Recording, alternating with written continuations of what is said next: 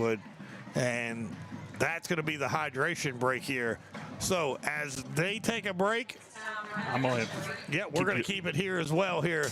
7-0 Tioga on top of Richwood here in the first quarter at the reservation on homecoming night in Tioga. And I'm going to apologize right now, Billy. We did all that. For some reason, the audio stopped working, and you had some great play-by-play, some great calling, but unfortunately a little bit of technology issues on my end.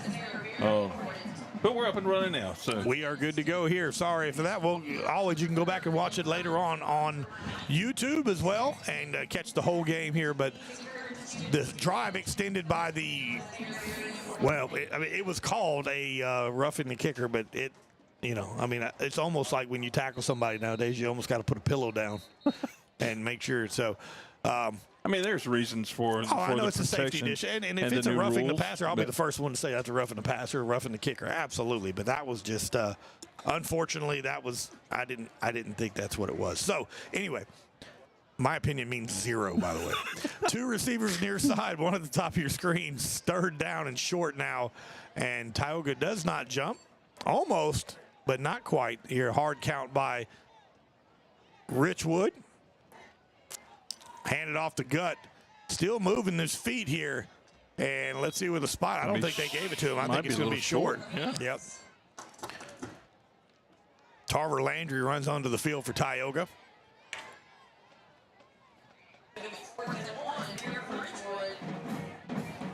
Wesley Sherman comes off of the field. So 4th and short here. And it looks like Richwood will go for it here. So a big chance from the defense to make something happen here and make a big stop on 4th down. They've been pretty consistent on running up the middle here. So, and there it is. He cuts back to the left side. That should be enough for a first down. Yeah, absolutely. And then goes out of bounds. Chased out of bounds a little bit. A good job here on the cutback. That'll move the chains. 5 minutes, 13 seconds left here in the first quarter. Tioga on top 7-0 with a big 48-yard run by Kervin Johnson. And now Richwood is having a long, methodical drive here, running the ball. And finally, ball spotted at the 16-yard line of Tioga. First down for Richwood. Two receivers near side, one far side here. Quarterback in the shotgun. He hands it off to number 1. Cuts back, still on his feet. Look at that young man run. He just breaks tackles. He hits the line and still goes. And helmet off for Tarver Landry out there. And that's going to be a Richwood touchdown.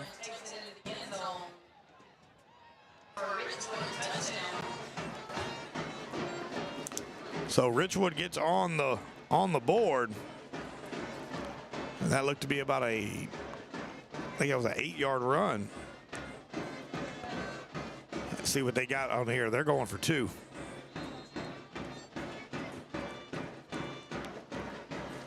Same formation here. Number 2 is the quarterback in the shotgun. Hands it off again, number 1, and just goes untouched. Yes, untouched into the end zone. And the 2-point conversion is good. So Richwood takes the lead here with 5 minutes and 4 seconds left here in this first quarter. Richwood 8, Tioga 7. Oh, okay, we're going to take a break here. We'll be right back on 446 Sports. Our mobile banking app is changing the way we bank. Things are getting easier, transactions are getting safer, and you have access 24/7. All the functionality of banking you're used to, made easier to use, anywhere, anytime, and more secure than ever. Simple, seamless, safe. Download our mobile app today.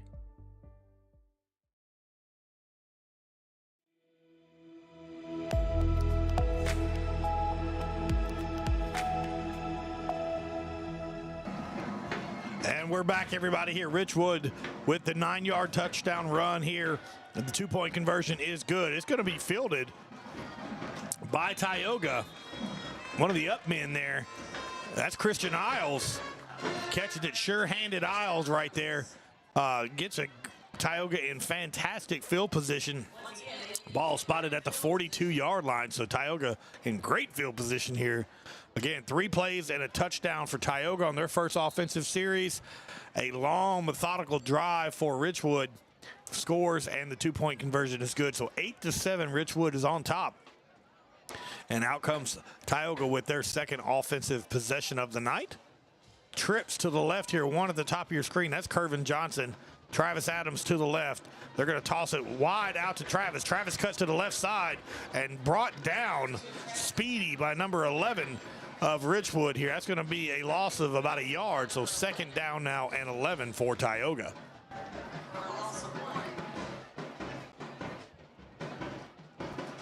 And Tioga getting in a kind of a hurry-up offense. Shelton at the bottom of your screen. Kervin in the Johnson at the top of your screen.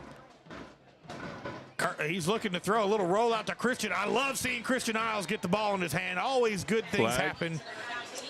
It looked like a face mask over there. But I don't see. Yeah, I do see a flag at the 48-yard line.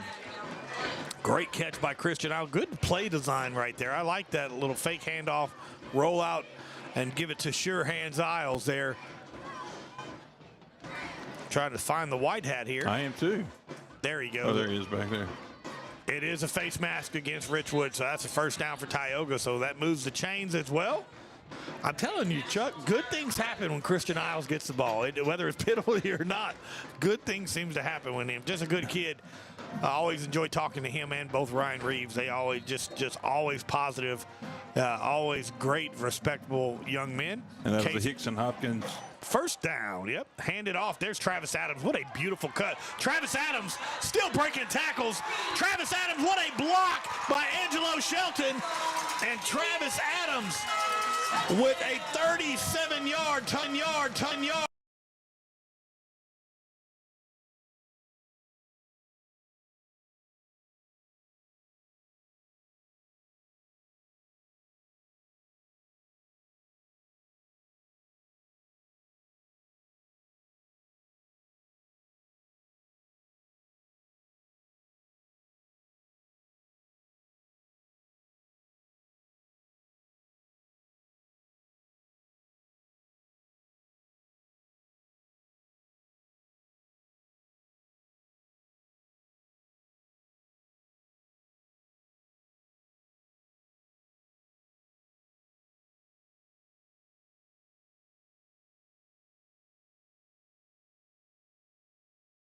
Our mobile banking app is changing the way we bank. Things are getting easier, transactions are getting safer, and you have access 24/7. All the functionality of banking you're used to, made easier to use, anywhere, anytime, and more secure than ever. Simple, seamless, safe. Download our mobile app today.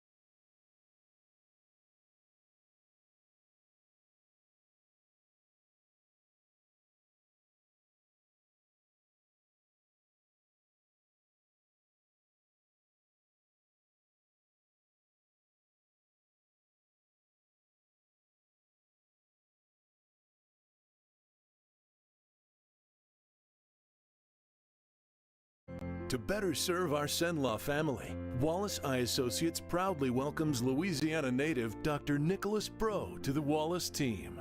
I definitely feel very lucky and fortunate to be here with Wallace Eye and just to be practicing in Louisiana, born and raised and trained here my whole life. So I do feel very fortunate to be able to give back to this state that has given me so much. When it's time for cataract surgery, there's only one team, one focus, your vision. Wallace Eye Associates.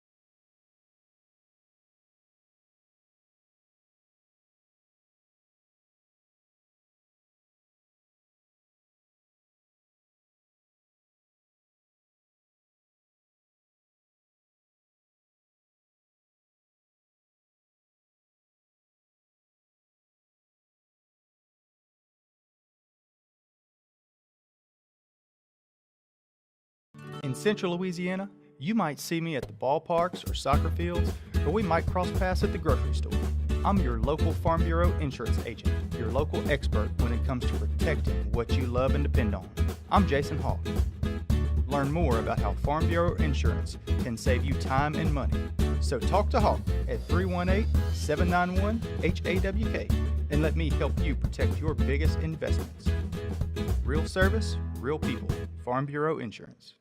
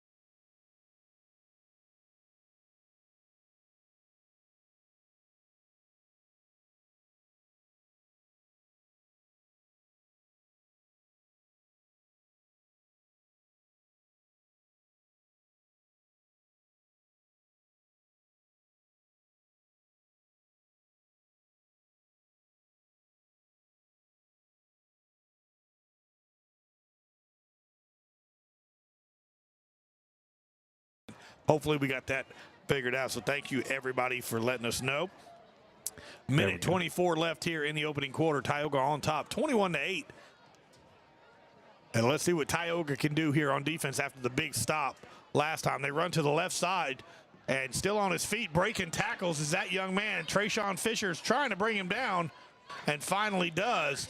But a good carry for the Richwood back, and that'll move the chains, and that'll be a Richwood Ram first down.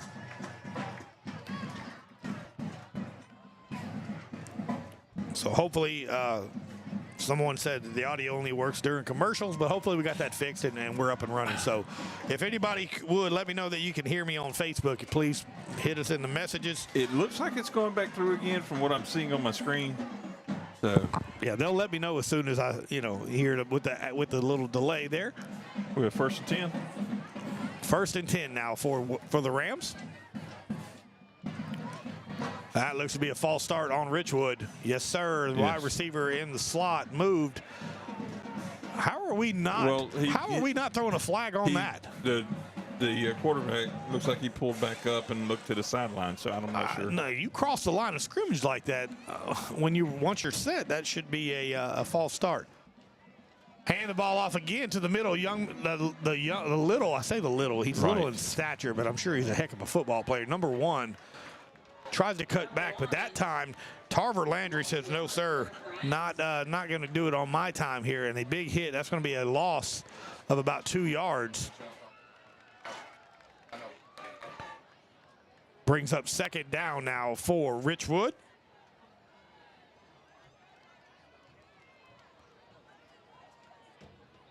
End of the quarter. Yep, and that's going to do it for the first quarter of action here. Your Tioga Indians on top, 21-8 over the Richwood Rams. We'll be right back here on 446 Sports. I just haven't met you yet.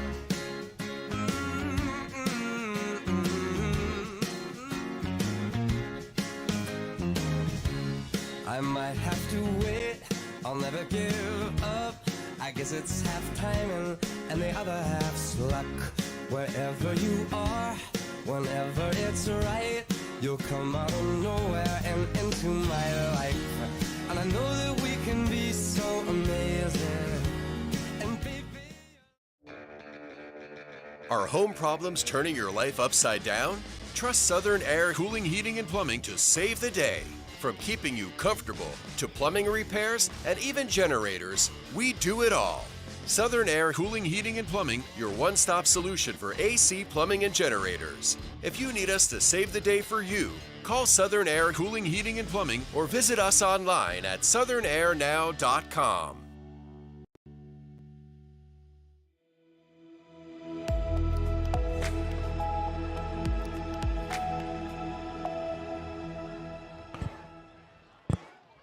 And welcome back, everybody, here to the start of the second quarter. Your Tioga Indians on top 21-8 over the Richwood Rams. Second down and about 13 for the Rams as the Tioga defense with a big hit on that last play. Glad that everybody can hear. We got audio working here, so keep us updated. We'll try to, of course, always get that fixed here. Quarterback's going to roll to the right side. He's got a man wide open. And, oh, my goodness, Jackson Tarver almost picked six that one there. What a move by the young. He's so much fun to watch. The Honey Badger almost gets another touchdown, almost an interception there. But instead, it's a pass breakup, and that'll bring up 3rd and 13 now for the Rams. My goodness, that was close, Chuck. I think his eyes got the size of a softball when he seen that throw coming, and he read the route so well there. So Jackson Tarver with the pass breakup, almost intercepted. He was trying to grow up quick on that one. My goodness. I mean, he read it right, though. He absolutely read it right. Just couldn't quite. And jokingly saying, well, that's why he plays defense. Because he can't catch. Yes. But I think Jackson can really catch. He's just a heck of a ball player. Roll out again to the right here. He's throwing it deep. And he's a beautiful pass and catch, and I believe he came down with that right at the 50-yard line. And what a great throw by the quarterback, and there's a big, big height advantage on that outside right there, and that's going to be enough for a first down for Richwood. Like they spotted it on around the 49. Yep. On the Tioga side. Huge, huge height advantage for the receiver on that particular play because of the. Yep, Jackson Tarver had got put on there playing safety. Anytime you got a safety on a wide receiver, it's normally a size differential there. They're looking to throw it again. A little screen pass to the outside. That time, Tioga is there to knock him out of bounds and pick up maybe a yard. Let's see where they spot it. They're spotting him right at the 50, I believe. So a loss of a yard there on the pass. 2 and 11. Yep, that'll bring up 2nd and 11. Ball is exactly at midfield here with 11:25 left here in the second quarter. Tioga on top 21-8. It's Richwood's kind of mixing up the offense now, throwing a little bit more here in this second quarter. Looks like maybe a timeout call. Yep, and it is going to take time. We'll keep it here as well. 11 minutes, 5 seconds left here in the second quarter here at Tumey-Ingram Field, the reservation home of your Tioga Indians. And they are on top right now, 21-8. Homecoming night here, so stay tuned for all the festivities at half. We'll have no audio for us, of course. We're gonna, we'll be off air, but the camera will be rolling, so you get to experience the entire half homecoming. With the selection, of course, we get to find out who your homecoming queen is. They're all dolled up, sitting down on the seats down there on the Tioga side here. A lot of family, everybody's packed house here on the Tioga side for sure here. Timeout for Richwood. 20-7 right now. Opelousas on top of Ash. Oh my! So about 6:27 till the half. So. Yep. Sacred. St. Mary's. St. Mary's. I seen Sacred Heart earlier. Anyway, yeah, St. Mary's over Manny right now, 19-7. 20-6, Leedsville leads Pineville right now at the end of the first quarter. And here goes Richwood now with the ball spotted at the 50-yard line. 2nd and 11 now for the Rams.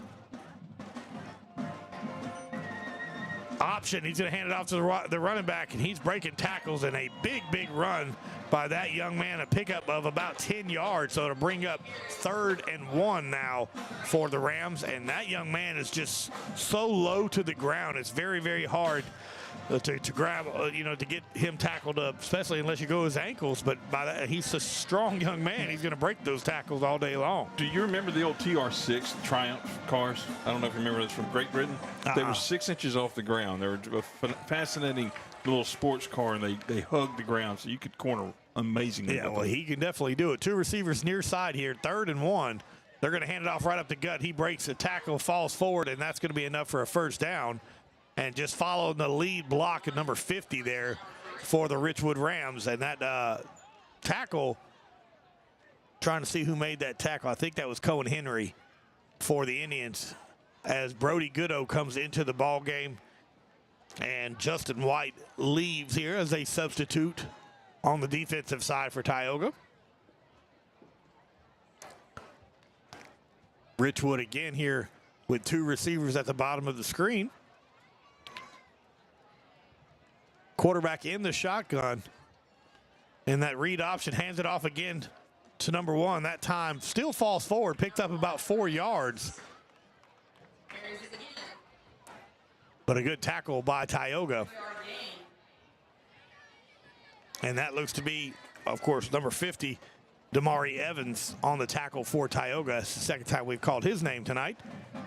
9:36 left here in the opening half. 21-8, Tioga on top. Trying to make a big stop right here is the Indians.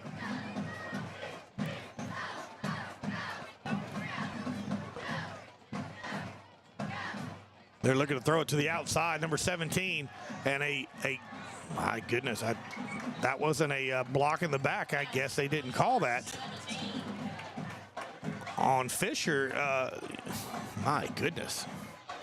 So that's a pickup of a couple yards. It brings up third down, but man, that looked to be a pretty clean block in the back on the outside here. 3rd and 4 now for the Rams. Tioga's defense trying to make a big stop here. Rams probably in 4-down territory, though, because they don't have the strongest kicking game. Yeah, we've seen that on their kickoffs. You know, they just kind of push it down. Not every team has an Ethan Bridges. This is true. It's such a weapon to have when you do have one, and you take advantage of it. You take all the points you can get. So 2 receivers top of your screen here for Richwood. Hand the ball off. Option quarterback keeps it himself, and then hit immediately. Wrapped up. Yeah, hit immediately by Bryson Fowle and Tarver Landry. And great job by the Tioga defense. That's going to bring up 4th down, pickup of no gain. 4th and 4 now for the Tioga defense. A.J. Adams back on the field. It's good to see him. And look at him and Brody down there in the trenches back to back. 75, 77. There you go. That's some run stoppers right there. That'll stop the run for you if you try to run on that way. 4th down, and let's see what the Rams do here. They might be content to go for it. Or, yeah, they're definitely going for it, but content to take a timeout here because you can't take it with you anyways, you know. It's true. Let's see what they do. They got 5 seconds left on the play clock. 3 seconds. I don't think they can get it. No, they can't. And, yeah, they did. They called a timeout. So while they take a timeout, we'll take one as well. 8 minutes, 22 seconds left here in the first half. 21-8, Tioga on top of Richwood. Yeah, so what happened out there tonight? We struck out at home with leftovers, then we remembered walk-ons. What effect did the situation have? Spirit soared.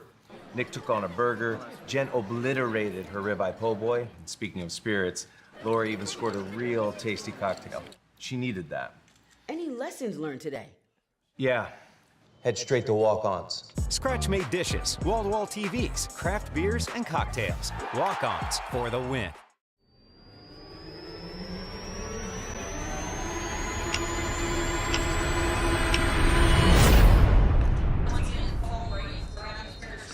Welcome back, everybody, here to the reservation.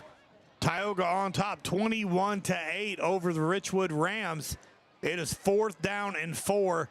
Out comes the offense. They're going for it. Tioga's defense coming up, trying to make a big stop here and force a turnover on downs.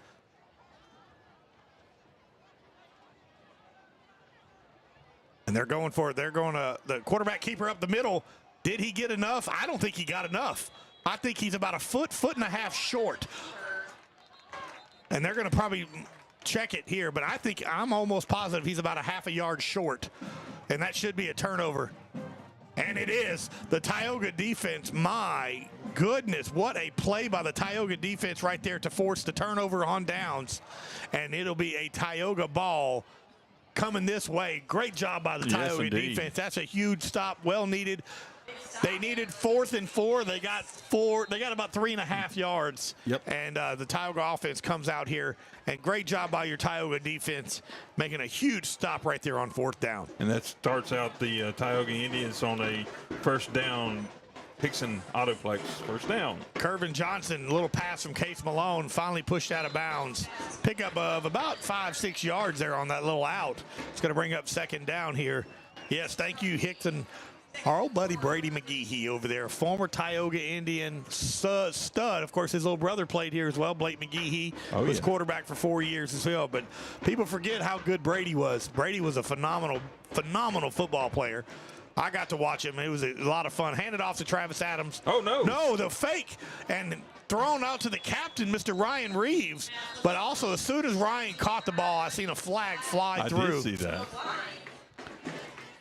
There's my white hat. Yep, let's see what he says. Personal foul, face mask against Richwood. And that'll be enough for a Hickson first down, Tioga. Going back to that, Brady McGehee, we're going to try to get him to one of these home games, let him come up here and talk with us a little bit. Of course, Brady, the sales manager over at Hickson, a big supporter of Tioga football. We love him, and he's a heck of an alumni to have. Of course, he's so involved. His brother, like I said, his dad played baseball here at Tioga, big name, the McGehees, and we appreciate all of them. So that is a Hickson first down, and we are ball spotted at the 48-yard line now. Malone in the shotgun. He's looking to throw. Curvin Johnson's open, and boy, Case just lets it rip, and just out of the reach of Curvin Johnson. Goodness. But, man, what a beautiful play design by the Indians right there. And just not quite there. My goodness. And that stops the clock here. 7:24 left in the half here. It's 21-8. Tioga on top, but it'll bring up second down. Man, that was super close. That was let him by about a foot and a half too much. Yeah, but I'd love to see him just dive and catch that. Lay out. Boy, you might not, you can't get the touchdown at that point, but you sure could make the highlight round. Ooh-wee. That would be a Southern Air cool play of the game. Case hands it off. That's Adams. Adams up the gut. Still moving his feet, falling forward. A great pickup right there on second down, and it'll bring up 3rd and 3 now for the Indians. Travis Adams with a 7-yard carry there. Looks to be a little ginger right there on his hip.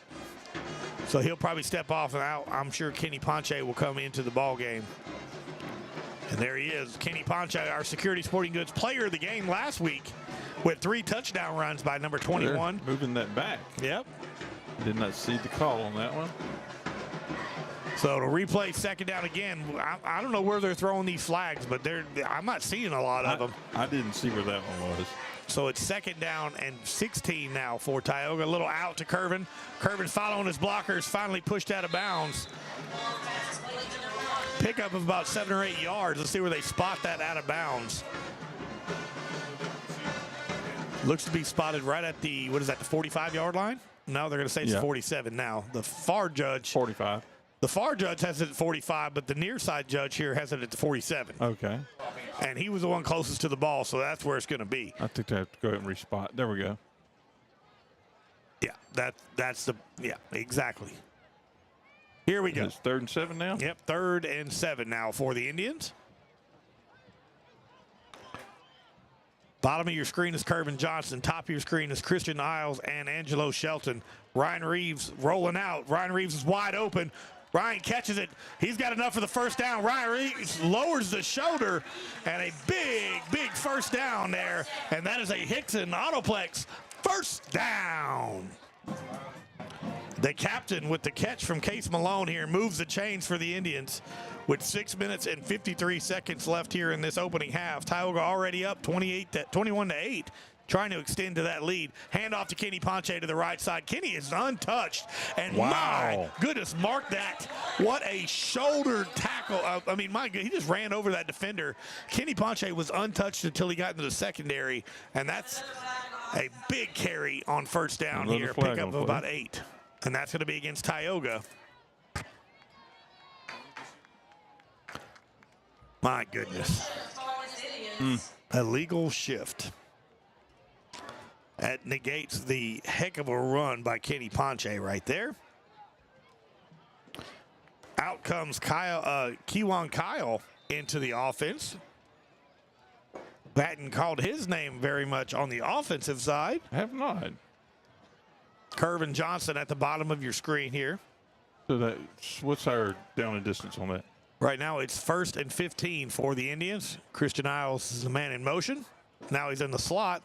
They're going to hand it off to Kenny to the left side. Kenny cuts back into the middle, lowers his shoulder. Takes the helmet. My goodness, that tells you how hard of a hit that was. The helmet comes off, and Kenny falls forward for a pickup of about 12 or 13 yards. That'll bring up a manageable 2nd down, and they're going to say he went out of bounds at the 30-yard line. So 2nd and 5 now for the Indians. And that's going to be the hydration timeout for Tioga and for Richwood. So while they take a break, we're going to take one as well. 5 minutes, 59 seconds left here in the opening half. 21-8, Tioga on top of Richwood.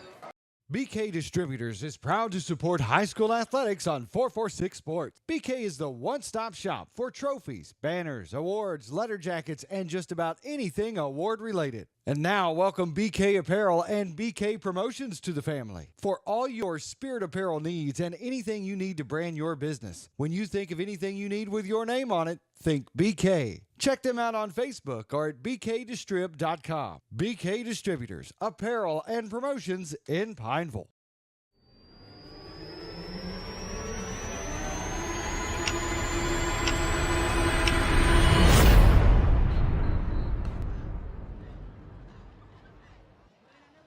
And welcome back, everybody. Here, 5 minutes, 59 seconds left here in the second quarter. Tioga up 21-8. This is a 446 Sports production of Tioga football here live at the reservation. Two teams coming into this ball game 0-3, and Tioga has been in all 3 of their games, just hadn't been their way here. But tonight, looking good on the offensive and defensive side. Case Malone in the shotgun. Case is looking to throw. He rolls out. Just get rid of it, and he does. But that might be a fumble. Looked like the arm was coming forward, though. That should be an incomplete pass. They're going to say that's a turnover. His arm was coming completely forward. Do we have an instant replay on that, Chuck? Let's see if we have that. Our BU Designs. Clearly, ball was coming forward out of his hand here. Should have been an incomplete pass. They're going to say it was a fumble by Case Malone. That's frustrating right there here. That stalls a big drive here. The first turnover for Tioga. And out comes the Tioga defense, who feels like they just left the field. My goodness, Well, look down a little bit closer, Billy, but I'm going to have to say it did maybe look like they hit the ball as he was fixing to come forward, but it's going to be tight because it was, yeah, from my view, they had him wrapped up around the waist as he was trying to roll out to just throw it away. You had to be out of the just to get rid of it so he don't get sacked. I didn't see a player touch the ball. I just seen that that's an absolute unfortunate. There's a penalty involved as well, it looks like. Yeah. Let's see what he called just in. And another penalty. Yeah, it's unnecessary roughness on Tioga. So the turnover, the unnecessary roughness, and that's going to bring them all the way to about the 17-yard line. My goodness.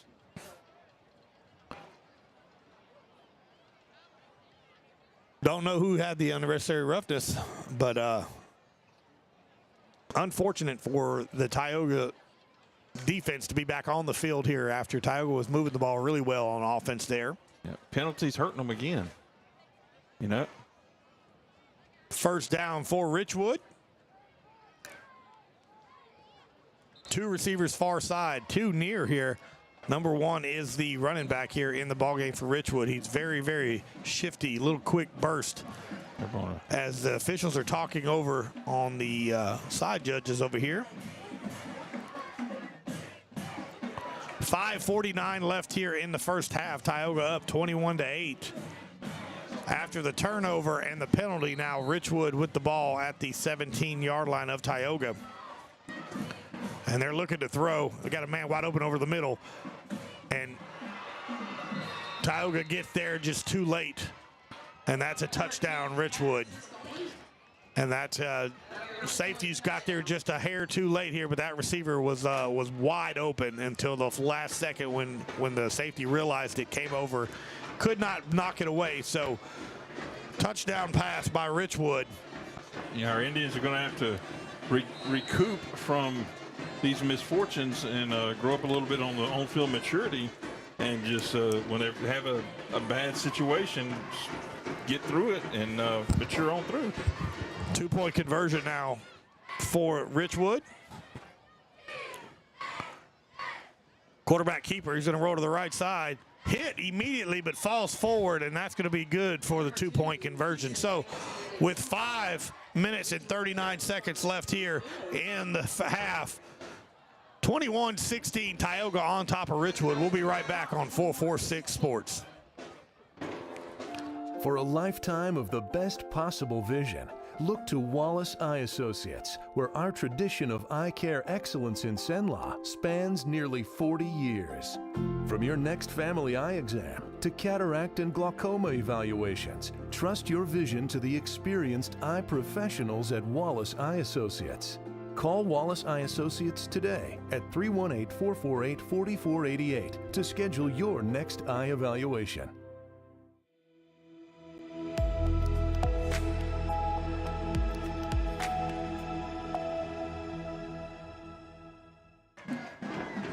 Welcome back, everybody. Here, Richwood getting ready to kick off to the Indians here after the touchdown pass to bring it to 21-16. Tioga on top. Richwood with the 2-point conversions on both touchdowns brings them to 16 here.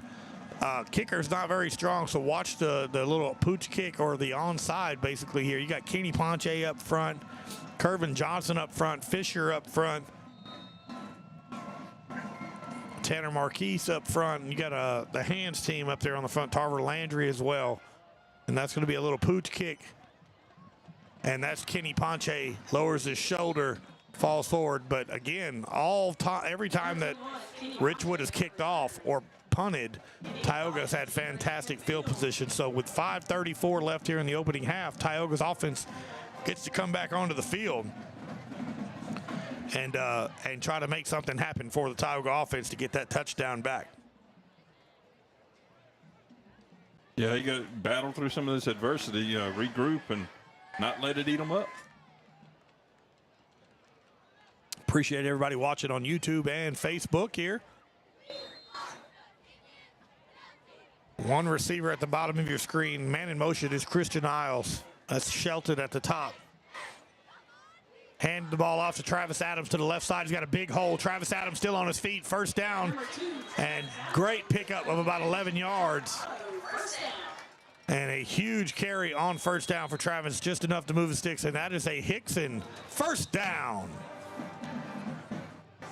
We got a timeout Richwood here, but we're going to keep it here as well. 21-16, Tioga on top. Give us some score updates here, Billy. You got some? I can get it right here. Yes, sir. We've got 28-14 Opelousas on top of Ash.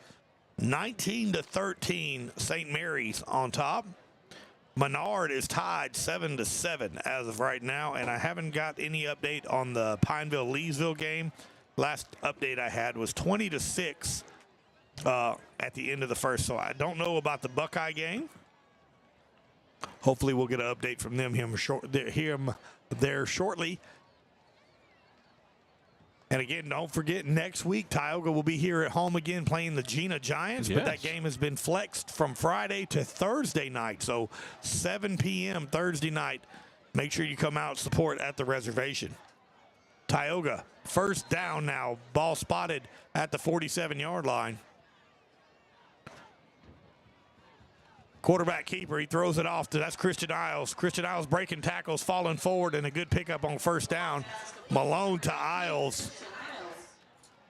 And a big gain on first down that brings up second down and about 5 yards for the Indians.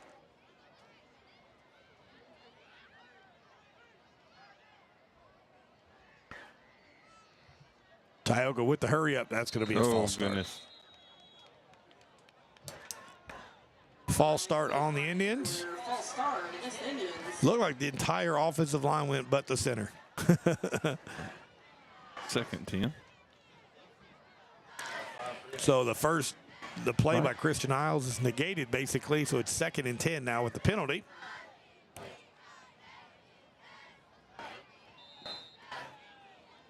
Two receivers top of your screen. That's Shelton and Isles. Bottom of your screen is Kervin Johnston.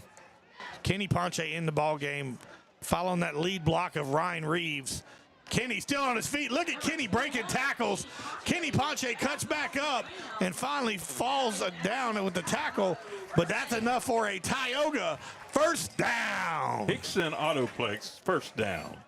Big carry by Kenny Ponch. Moves the sticks and keeps the momentum going here with 4:35 left in the first half. Stay tuned at halftime. We will have the feed still going here so you get to enjoy all the homecoming festivities on the field. Had a great time at the parade yesterday, too. Yes, sir, we did. I think the coaches showed a little reservation roundup live at the columns. Case Malone looking to throw. He's got a wide receiver wide open. Kervin Johnson. That's Angelo Shelton with a great catch. And a 29-yard touchdown reception from Case Malone to Angelo Shelton, and that's a huge play for the Tioga offense. And here's your instant replay by BU Designs.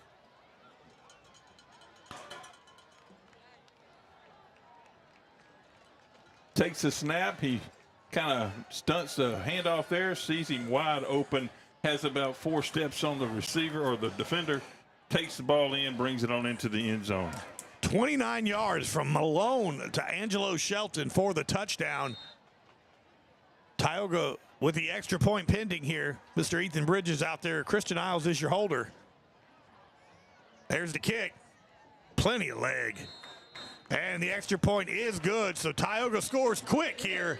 So with 4 minutes and 9 seconds left in the half, 28-16, Tioga extends the lead. We'll be right back here on 446 Sports.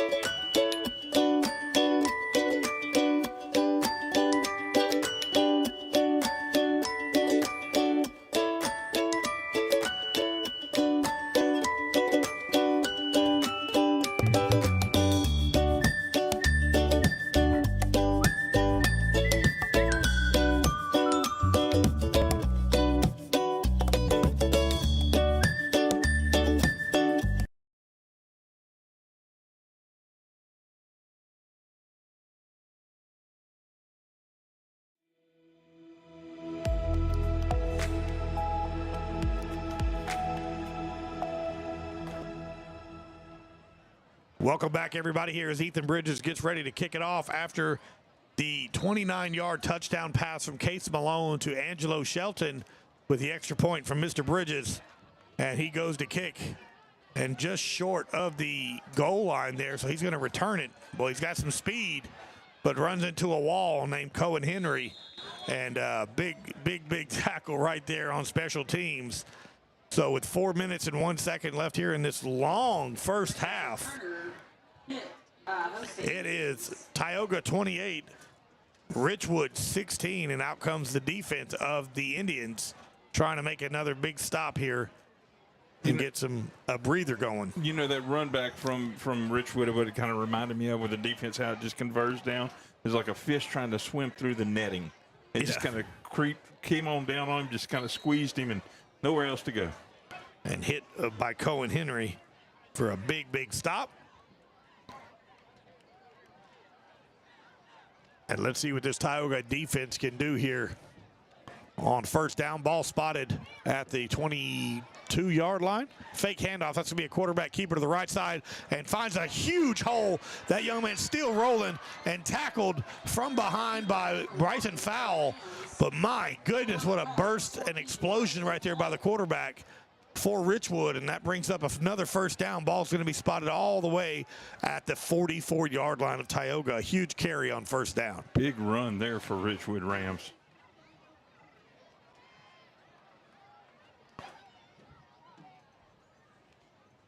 That's going to be handed off to the left side. And a tackle again by none other than Mr. Bryson Fowle. And we've called his name multiple times tonight. And Bryson having himself a night as well on the defensive side. Brings up 2nd and 9 now. Only a pickup of 1 yard because of the tackle by Mr. Fowle. 3:21 left here in the half. Tioga up 28-16. Richwood's offense is moving. Damari Evans comes off of the field. Wesley Sherman comes onto the field.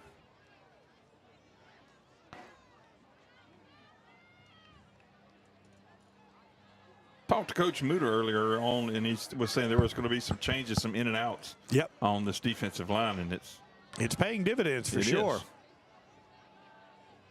Thrown and tried to lead the receiver a little too much, but not good. So it's an incomplete pass, so it's going to bring up third down now. Tried to make the throw, just led the receiver a little bit too much there. And so it's incomplete. That will also stop the clock with 2 minutes and 48 seconds left here. Third down and 9. Indian had gotten back in there in the backfield and tried to jump up and block. It wasn't far off from it.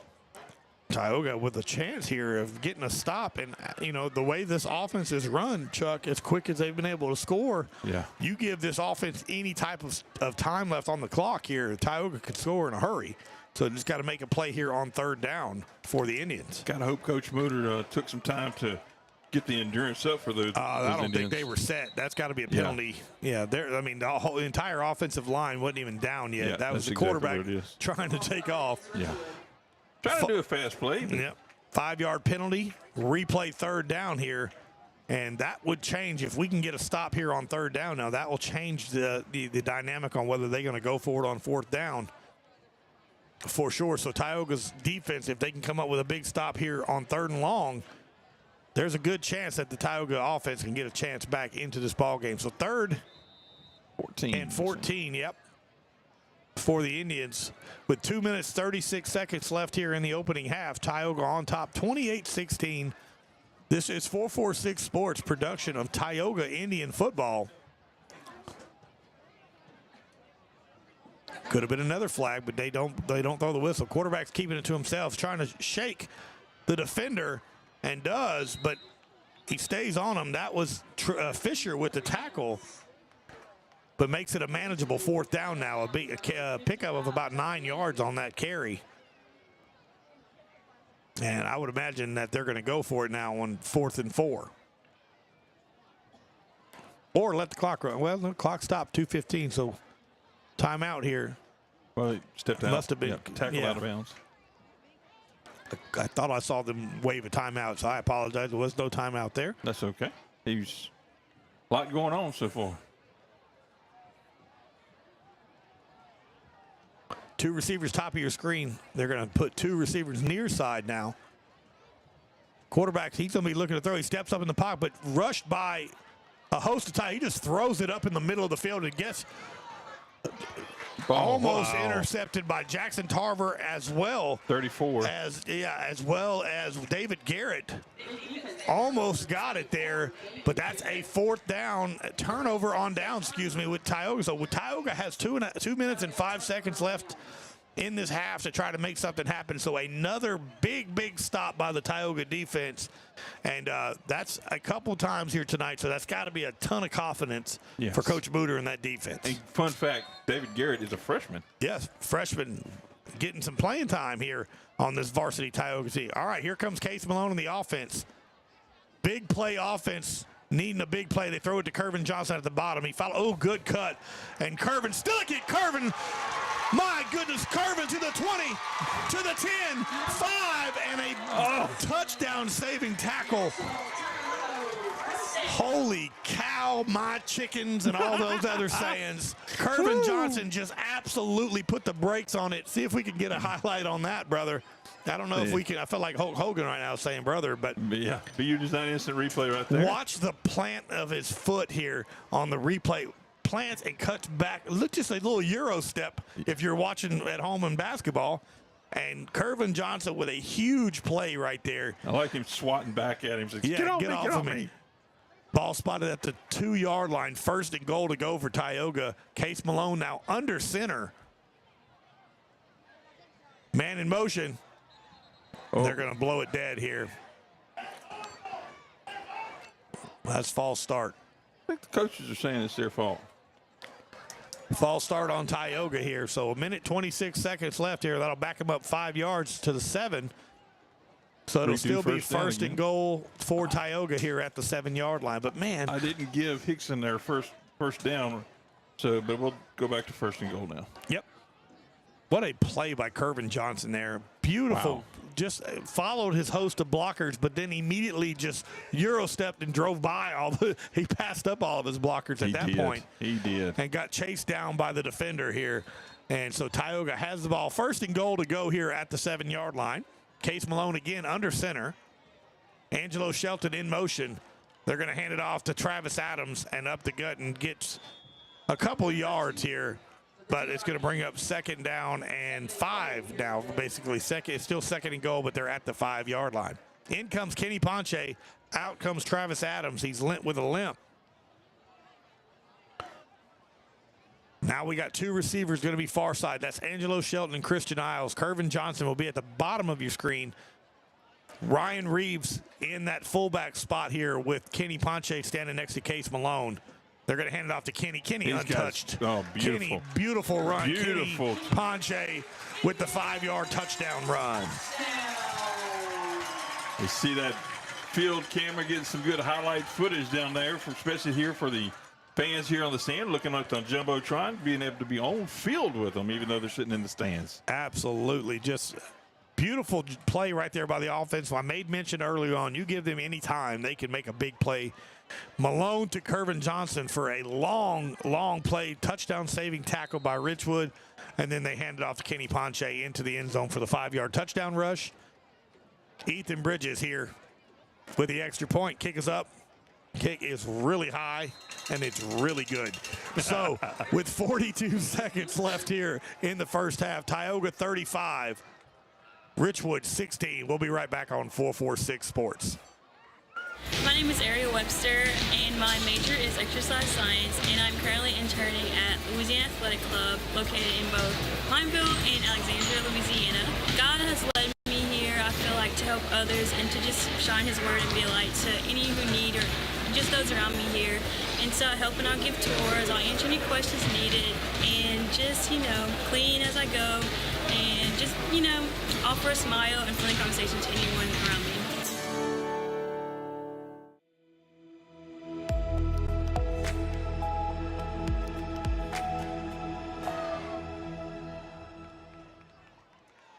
Welcome back, everybody, to Tumey-Ingram Field here, the reservation home of your Tioga Indians. 42 seconds left here in the first half. Tioga on top, 35-16 over Richwood. Ethan Bridges with the kick down to the 4-yard line. He catches it, fumbles it, but catches it. Still on his feet. And my goodness, Look at that young man run. Cuts back and finally drugged down by Karlinski Lloyd. And that's why it's so important to try to get that ball into the end zone. Yeah. That young man can absolutely return the ball here. So now with 33 seconds, Richwood's got really good field position and try to tack on and get some of, cut that deficit they have. But a great play by that young man, we don't have their roster, so I'd love to call his name, but we're not able to do so. Ash trailing 28-14 at halftime right now, but Ash will get the ball in the second half over Opelousas, in Opelousas. And I don't know if it means anything for that game or not, but, Opelousas does have a grass field. So I don't know if that's any indication of causing them any issues or not. And Opelousas, we know they won a state championship last year. They're legit, just like Ash. Ash is legit.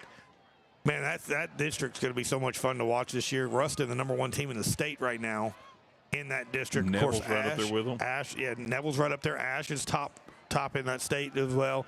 And boy, they're just going to be fighting for that district crown. There might be 5 teams in that district that make it deep into the playoffs. Let's see what we got going on here. A little conference back here around the 47 at midfield. Talking about the how the Saints are going to beat the Falcons this Sunday is what they're talking about right now. Sideline warning against the Indians, it looks like.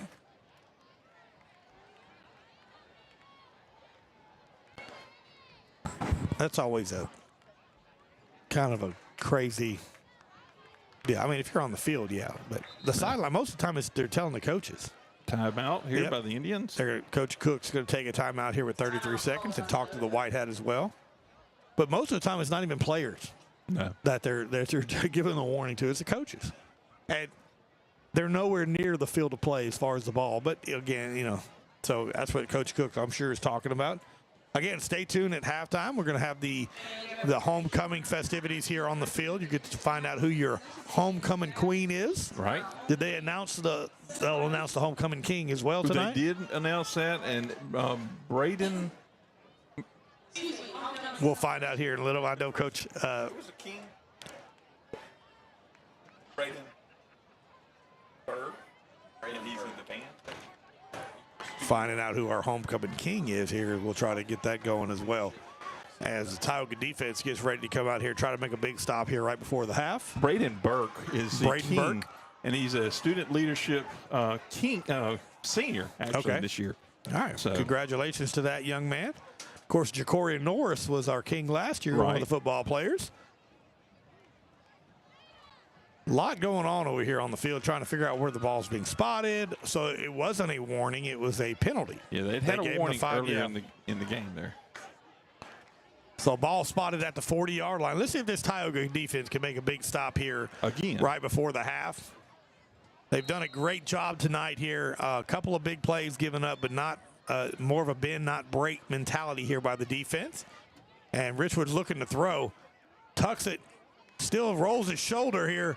And what a beautiful job. I'm telling you, the Honey Badger is the real deal, son. Number 8 might not be the biggest guy in the world, but, man, he's in the right place at the right time every time. And I hope that young man is okay. But the reason he did not catch that ball was because of the hit by the Honey Badger, number 8, Jackson Tarver. And huge pass breakup right there by the safety. And that could have been a touchdown had Jackson Tarver not made that hit. So with 25 seconds left here in the first half, Tioga's still up 35-16. And there's a flag on the field now. That was thrown in, looks to be thrown in a little late here.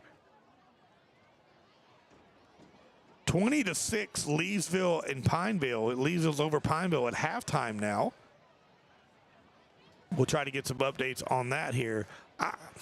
They threw the flag a little late there. I don't think that was against Tioga. Oh, my goodness. What was the call on that?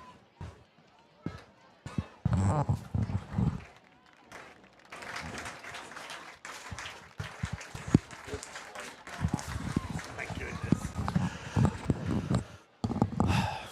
The call on the field was a defenseless player. It was a shoulder tackle. Both of my goodness. You see Coach Cook out there trying to decipher that, I guess. Oh, he didn't wrap up. It looks like it's what the White Hat was saying. So. You don't have to wrap up. You don't have to wrap up. You know me, boys and girls, I am the biggest. You know me. I don't judge anything because I know how hard it is. But that was a great, I'm telling you right now, Jackson Tarver, great hit, son. Great hit. Way to make the pass break up here. Let's go, Tioga defense. They're going to throw it downfield again over the top. And Karlinski Lloyd right there steps in front and knocks it play. Great job, number 6, Karlinski Lloyd. Great job, young man, on that one there. It's going to bring up second down here with 19 seconds left here. Richwood will get the ball to start the second half. Karlinski having himself a season here playing defensive back. So many pass breakups. Of course, he was our Southern Air cool play of the game last week with the 83-yard touchdown return that really changed the momentum for Tioga. Second down and 10 now. Ball spotted at the 25-yard line for Richwood. Wide receiver was never set at the bottom of your screen. And they're throwing it at Karlinski again, and guess what? He does the same thing again. You throw it to the wrong cat. You can't throw it that dude. I'm telling you, Karlinski is fantastic. Great job by number 6. I hope to keep calling your name tonight, Karlinski. Great job, buddy. Third down and 10 now. They're trying to go for the height matchup, but they're just not getting it up high enough. But Karlinski's got enough leaps in him that he's reaching it. Yeah, well, you don't have to worry about him beating you over the top because it's a shorter field right here. Right. So Karlinski just knows to stay close to the ball and not worry about intercepting it, just trying to knock it down. So 3rd and 10 now at the 25-yard line. 2 receivers far side, 1 at the bottom. No, excuse me, 3 receivers at the far side. He steps up in the pocket. Got him wrapped up. Throws it up in the air and intercepted by Tioga. And my goodness, please tell me it's him. The Honey Badger comes through yet again, and Jackson Tarver with the interception with 2 seconds left at the goal line. And what a great job by number 8, Jackson Tarver. That's all set up by number 6, Karlinski Lloyd, knocking down passes, and then boom, your safety comes in and makes the interception. Huge play right there. 2 seconds left. Ball will be spotted, I think, at the 9-yard line. I'm sure Tioga will just take a knee here and let it go to half, but huge interception right there by Mr. Honey Badger himself, Jackson Tarver. Yet another highlight for him. He keeps making them all year. Big play by Jackson. Great job. Out comes the Tioga offense. And you don't want to do anything too silly here. I'm sure that they're just going to go ahead and take it into the half here with a 35-16 lead. And they are. Case Malone under the center there, and he'll just... And he takes a knee, and that'll do it for the end of the first half. So your Tioga Indian defense holds strong right there at the goal line. 35-16, Tioga up at the half. It's homecoming night here at the reservation. Stay tuned.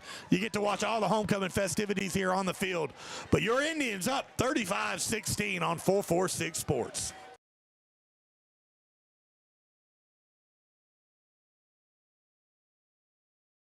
Hi, I'm Kimberly Harrell, Certified Residential Appraiser.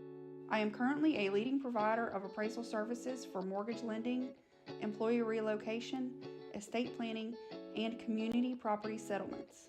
My experience in real estate over the past 13 years and currently serving as president of the Greater Central Louisiana Realtors Association has given me a clear understanding of the real estate world and the ever-changing market we live in today.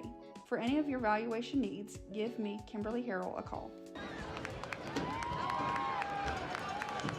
One of the highlights of our homecoming festivities is the presentation of the court. We have 19 girls vying for the title of Tioga High School's 2024 Homecoming Queen. Today, these girls will be introduced to you as maids, princesses, and one that will be named the Queen. And now, please welcome the members of the 2024 Homecoming Court as they are introduced alphabetically by grade. Miss Chloe Grace Bond. Senior Chloe Bond is a member of Student Leadership, FCA, Healthcare Heroes, Key Club, and serves as the social media manager for the Chiefs Executive Board. After graduation, Chloe plans to attend Louisiana Tech, where she will pursue a degree in nursing. Tonight, Chloe is proudly being escorted by her father, Christopher Bond. Miss Chloe Bond. Miss Michaela Janae Brothers. Senior Michaela Brothers is involved in the Lady Indians track and field team and the Infield Angels. After graduation, Michaela plans to attend Northwestern State University, where she will pursue a degree in nursing. Michaela is being escorted tonight proudly by her father, Michael Brothers Jr. Miss Michaela Brothers. Miss Chloe Madison Crawford. Senior Chloe Crawford is a member of Future Farmers of America and Infield Angels. She also serves as the captain for the Tioga Varsity Cheer Squad and treasurer for her senior class. After graduation, Chloe plans to attend Louisiana State University to study marine biology. Tonight, Chloe is being escorted by her father, Andrew Crawford.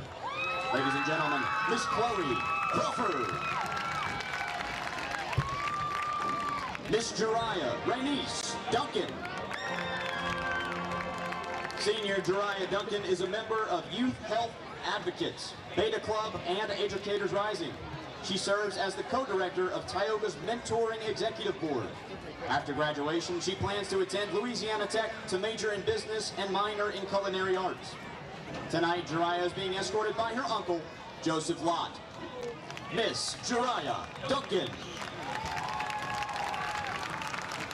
Miss Carly Lynn Johnson.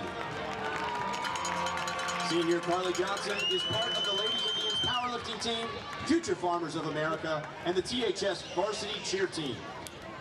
Upon graduating from Tioga, Carly plans to attend Northwestern State University and pursue a degree in nursing, specializing in neonatal intensive care. Tonight, Carly is being escorted by her father, Kenneth Johnson. Ladies and gentlemen, Miss Carly Johnson. Miss Kennedy Jane Johnson. Senior Kennedy Johnson is part of the Lady Indians soccer team and the Lady Indians track and field. She is also a member of the Student Leadership, Key Club, and Ed Rising. Kennedy plans to attend Louisiana Tech in the fall to pursue a degree in history education. Tonight she is being escorted proudly by her father, Travis Johnson. Ladies and gentlemen, Miss Kennedy Johnson. Miss Nicole Adeli Perez. Senior Nicole Perez is a member of the Lady Indians soccer team. She is also a member of Infield Angels, Best Buddies Club, Student Leadership, and so many more. After graduation, Nicole's dream would be to travel and try different foods from places she has never been before. Nicole is being escorted tonight by her father, Jesus Perez. Miss Nicole Perez. Miss Ella Ray Rivers. Senior Ella Rivers proudly serves as the captain of the Apache Bells dance line. She is also the Chief Director in Student Leadership and is a part of Beta Club, Educators Rising, and Key Club. After graduation, Ella plans to pursue a degree in elementary education and attend Louisiana Tech University. Tonight she is being escorted proudly by her father, Alan Rivers.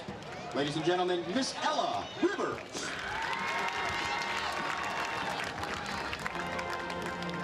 Miss Caitlin Elizabeth Roberts. Caitlin Roberts is a senior at Tioga High School and is involved in many activities. She is a member of the Lady Indians softball team, Lady Indians basketball team, Healthcare Heroes, FCA Leadership, and Student Leadership Executive Board, where she serves as the student body president. After graduation, Caitlin plans to attend Louisiana Christian University to pursue a degree in chemistry. Tonight, Caitlin is being escorted by her father, John Roberts. Miss Caitlin Roberts. Miss Anne-Marie Elizabeth Sanders. Senior Anne-Marie Sanders is part of the Apache Bells dance line, Infield Angels, and Chiefs.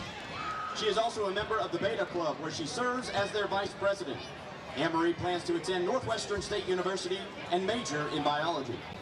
Tonight, Anne-Marie is being escorted by her father, Chad Sanders. Miss Anne-Marie Sanders.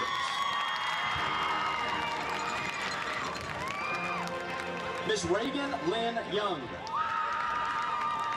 Senior Reagan Young is a member of the Apache Bells dance line, Student Leadership, and head angel of the Infield Angels. After graduation, Reagan plans to attend Louisiana State University, where she will pursue a degree in digital marketing and minor in mass communications. Tonight, Reagan is being escorted proudly by her father, Chad Young. Ladies and gentlemen, Miss Reagan Young. Miss Skylar Shea Carmen. Junior Skylar Carmen is a member of the Apache Bells dance line, Best Buddies, Key Club, Infield Angels, and Beta Club. During Skylar's free time, she enjoys dancing, reading, cooking, art projects, and hanging out with her friends and family. Tonight, Skylar is being escorted by her father, Sean Carmen. Ladies and gentlemen, Miss Skylar Carmen.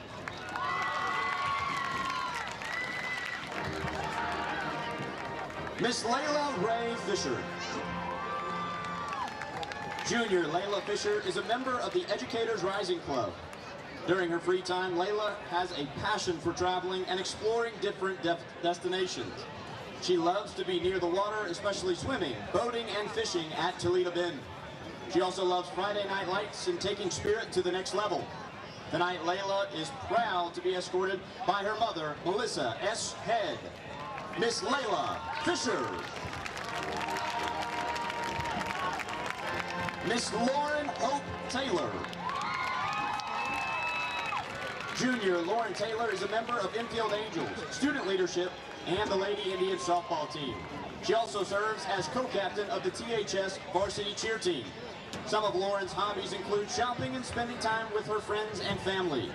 Today, Lauren is being escorted by her father, Michael Taylor. Ladies and gentlemen, Miss Lauren Taylor.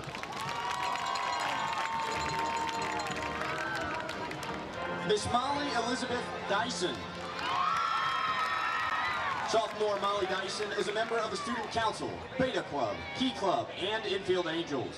She is also on the Tioga High School varsity cheer team. During her free time, Molly enjoys cheering and hanging out with friends and family. Tonight, Molly is being proudly escorted by her father, Dustin Dyson. Miss Molly Dyson. Miss Bailey Renee LaCour. Sophomore Bailey LaCour is involved in Future Farmers of America, Board Games Club, Healthy Living Club, and Infield Angels. Some of Bailey's hobbies include doing hair and makeup, shopping, and spending time with her friends and family.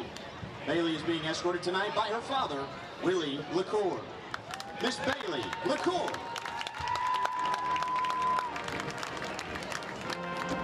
Miss Lydia Bell Molan. Sophomore Lydia Molan is on the Tioga High School's varsity cheer team. She is also a member of the Advanced THS Choir, Student Council, and Infield Angels. Some of her favorite things to do are cheering, listening to music, singing, and hanging out with her friends. Lydia is proudly being escorted by her father, Tim Molan. Miss Lydia Molan.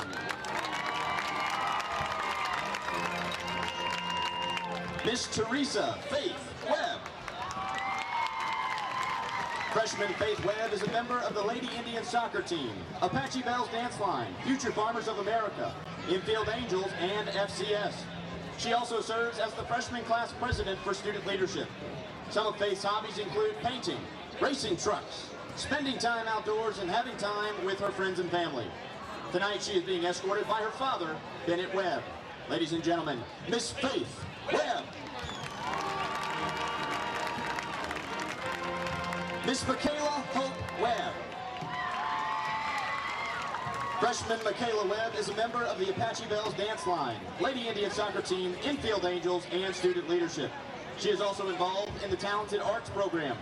Michaela's hobbies include dancing, drawing, singing, and completing art projects. Michaela is being escorted tonight by her uncle, Cody Murray. Miss Michaela Webb.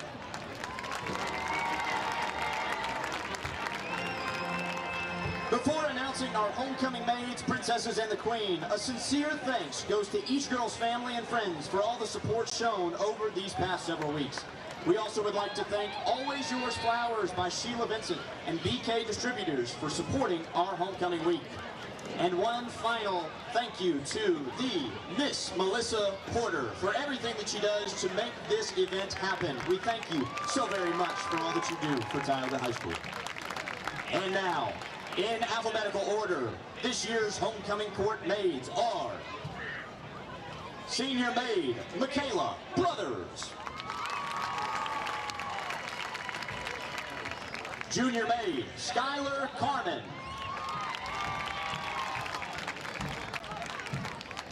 Senior Maid Chloe Crawford, Senior Maid Jariah Duncan, Sophomore Maid Molly Dyson, Junior Maid Layla Fisher, Senior Maid Carly Johnson, Sophomore Maid Bailey LaCour, Sophomore Maid Livia Molan, Senior Maid Nicole Perez, Senior maid Anne-Marie Sanders. Junior maid Lauren Taylor. Freshman maid Faith Webb.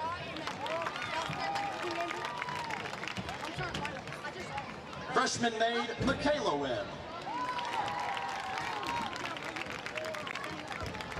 And senior maid Reagan Young.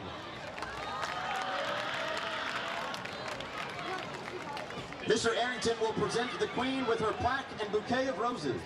Her sash and crown will be given by Miss Melissa Porter. Unfortunately, the former Queen, Abby Tropel, will not be able to crown our new Queen. She is a member of the University of Southern Mississippi softball team and is currently playing in a tournament at the university.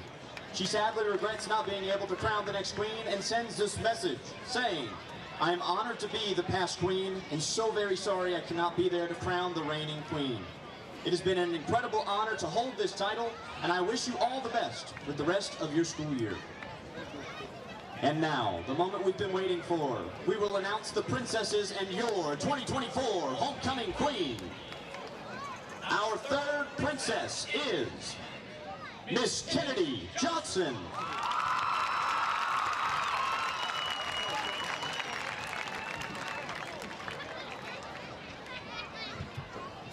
Our second princess is Miss Ella Rivers. Miss Chloe Bond and Miss Caitlin Roberts, please step forward. One of these ladies is your 2024 Homecoming Queen, and the other is your first princess. And now, your 2024 Tioga High School Homecoming Queen is Miss Chloe Bond.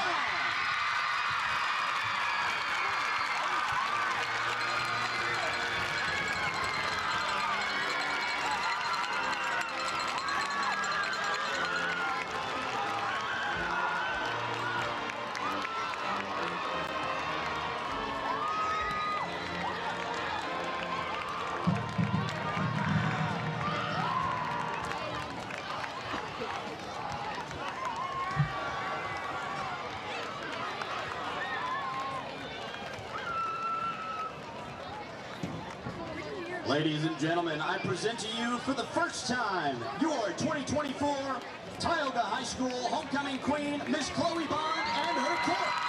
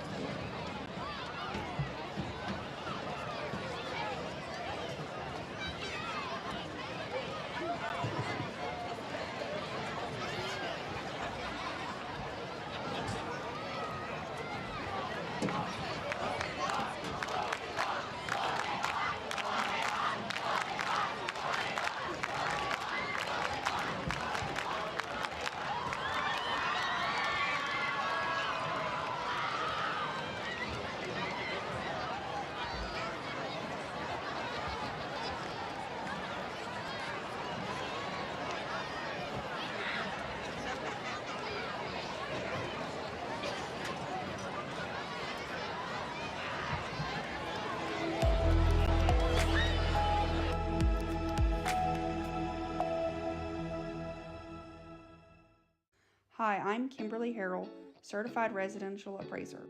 I am currently a leading provider of appraisal services for mortgage lending, employee relocation, estate planning, and community property settlements. My experience in real estate over the past 13 years and currently serving as president of the Greater Central Louisiana Realtors Association has given me a clear understanding of the real estate world in the ever-changing market we live in today. For any of your valuation needs, give me, Kimberly Harrell, a call. Are home problems turning your life upside down? Trust Southern Air Cooling, Heating, and Plumbing to save the day. From keeping you comfortable to plumbing repairs and even generators, we do it all.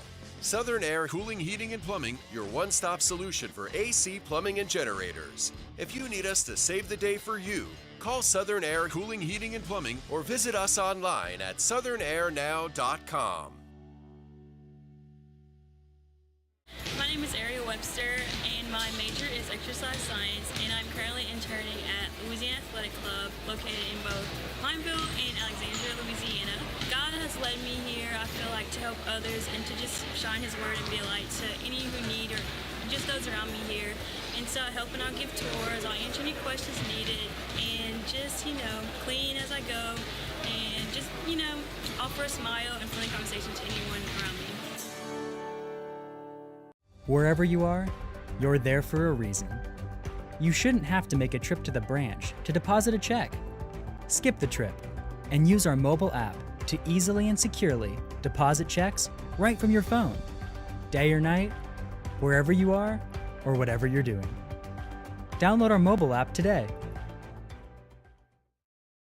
I just haven't met you yet.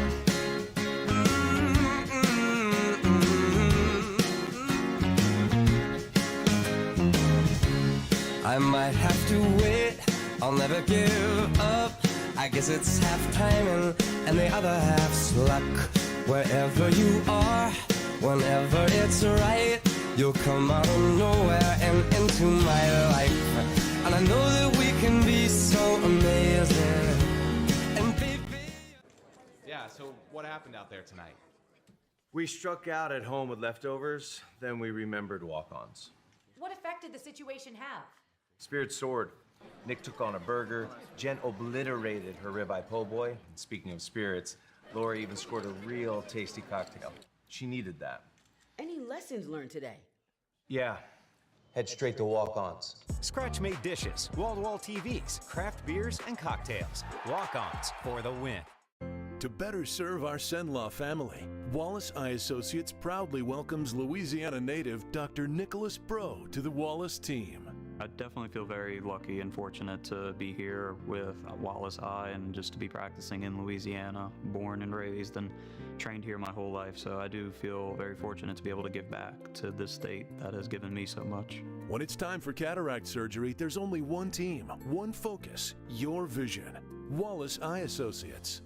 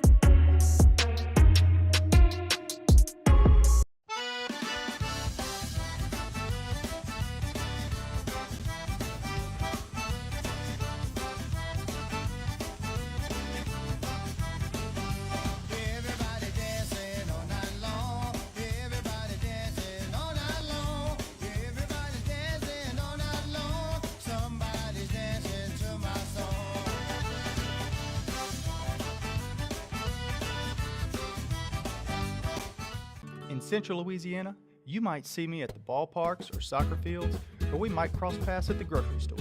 I'm your local Farm Bureau insurance agent, your local expert when it comes to protecting what you love and depend on.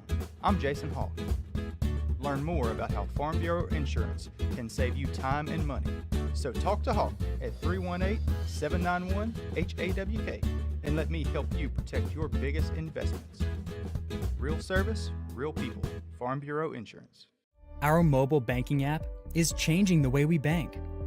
Things are getting easier, transactions are getting safer, and you have access 24/7.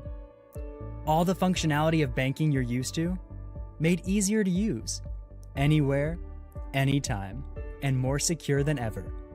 Simple, seamless, safe. Download our mobile app today. BK Distributors is proud to support high school athletics on 446 Sports. BK is the one-stop shop for trophies, banners, awards, letter jackets, and just about anything award-related. And now, welcome BK Apparel and BK Promotions to the family for all your spirit apparel needs and anything you need to brand your business. When you think of anything you need with your name on it, think BK. Check them out on Facebook or at bkdistrib.com. BK Distributors, Apparel and Promotions in Pine. Hi, I'm Kimberly Harrell, Certified Residential Appraiser.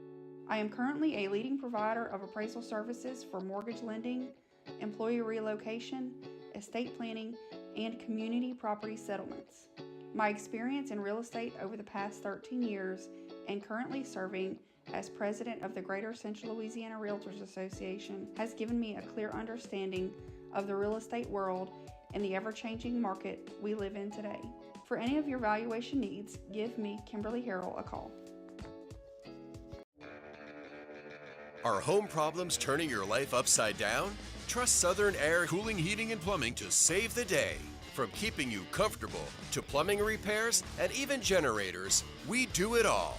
Southern Air Cooling, Heating, and Plumbing, your one-stop solution for AC, plumbing, and generators. If you need us to save the day for you, call Southern Air Cooling, Heating, and Plumbing or visit us online at southernairnow.com.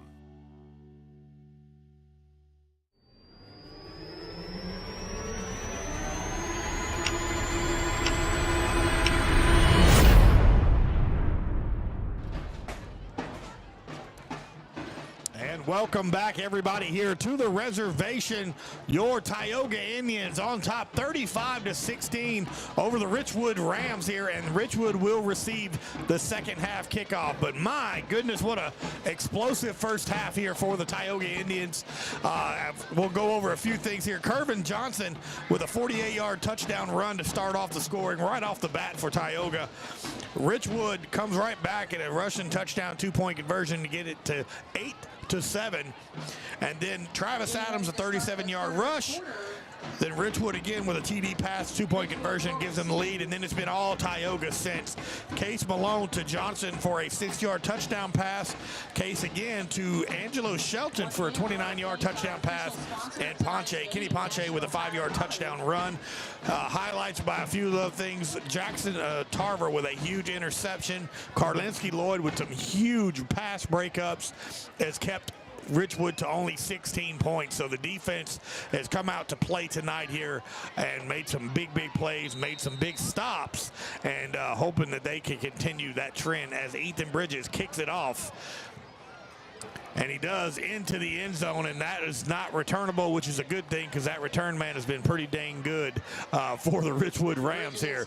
So as the defense comes out here, and I see Jackson Tarver under the field, good to see Mr. A.J. Adams on there, the junior juggernaut coming back in. He got hurt a little earlier in the game, but has made his way back in there. So always a pleasure to see him. He's one of them big run stoppers for the Tioga defense. 35-16 here as we get ready for the third quarter action. You know, Billy, AJ is kind of like one of those things whenever you have a nice ring that has, several jewels in it. If you have one missing, you notice it. You absolutely do, and it showed the last couple of weeks. And, man, he's doing a great job here. Good play calling, of course, by the defense, making some big plays and stepping up. So it's been an absolute pleasure to watch his defense play tonight here, and let's see what we can do here. 2 receivers each side. One lone setback is going to be to the left of the quarterback. It's going to be a quarterback keeper all the way, cuts back in, and Tioga there to make a big stop. That's Cohen Henry. And who else we got out there? That is Bryson Fowle. We've called his name quite a few times here. Looks like Ash has tied it up 28-28 with Opelousas. Big 60-yard run by J.T. Lindsay a little while ago. St. Mary's up 36-13. Menard 15-14. Quarterback keeper again to the left side, hit by guess who? Cohen Henry and Bryson Fowle yet again. And those two making a bunch of tackles, bringing up third and about 2 yards now. 3rd and 1. 3rd and 1. They have him a great spot right there, yeah. Quarterback, I've noticed since that second quarter, Chuck, the quarterback for Richwood has kept the ball a whole lot more than he's handed it off. And he's got that explosive burst out of the pocket right there. Yeah, they're seeing something on that. There's a flag. That looks to be on the offense. That's going to be a false start. That'll back him up. So that's a huge play right there for Tioga's defense. That'll bring them back. So instead of 3rd and 1, now 3rd and 6 for the Tioga defense. They swapped. First quarter was run. Second quarter was more passing at the beginning, leading with the option at the end of the half. And so right here, they're starting off with that read option from the quarterback, and he's just going to keep it himself. But 3rd and 6 now. Big play here for the Tioga defense.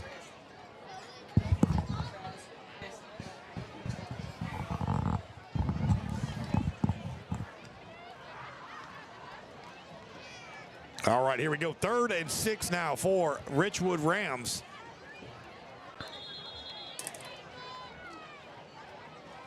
My goodness. That's going to be on Tarver Landry, I believe. He owned it, though. That's all you can do. Hey, I made a mistake. Let's get it back here. So now it'll be back to 3rd and 1, offside on the defense. Right back to 3rd and 1 for Richwood. Trying to get that explosive first jump. It's so important to get that quick jump off the line of scrimmage to beat your man, to be able to hit that player in the backfield to keep them from getting positive yard. Good hard count by Richwood, brings it back to 3rd and 1 now. Quarterback keeper again, Bryson Fowl hit, and then what a hit, but that's going to be falling forward. Cohen Henry and Trayshawn Fisher with the hits for Tioga, but that's enough to move the chains. It'll be a Richwood first down. 10 minutes, 17 seconds left here in the 3rd quarter. Tioga on top 35-16.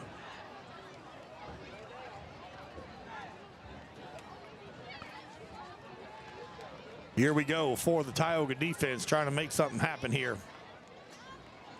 Throw out to the outside, incomplete. Trying to be quick with that throw, and throws right at the feet of number 4, incomplete. That'll bring up 2nd down now for Richwood.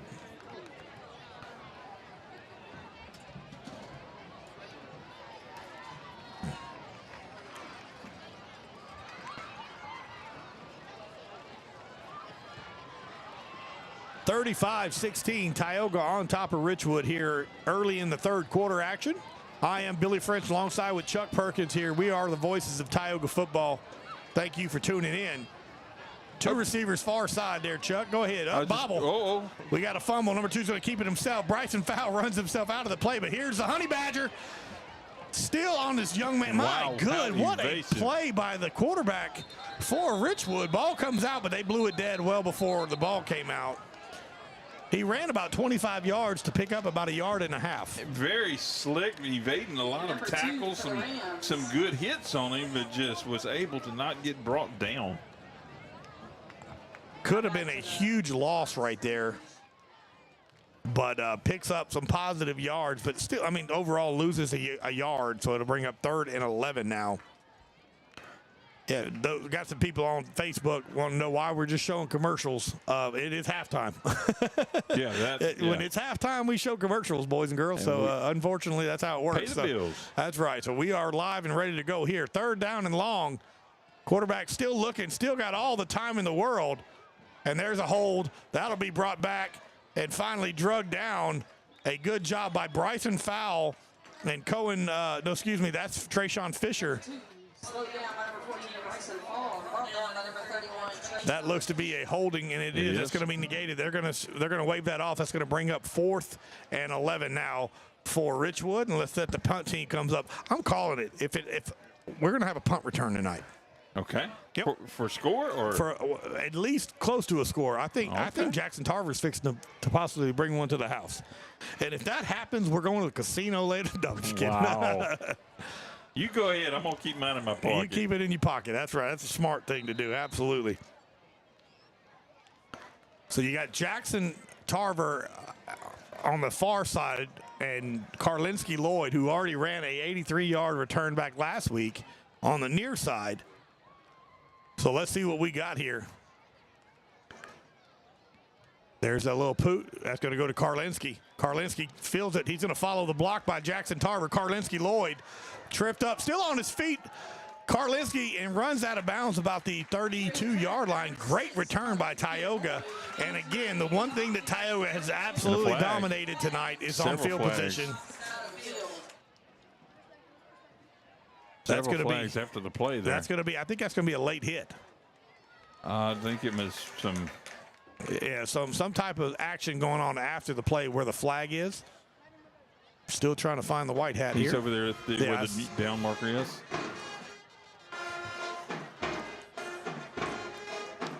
Talking to the Richwood coach, writing down something. We'll give you the call as soon as we get the call.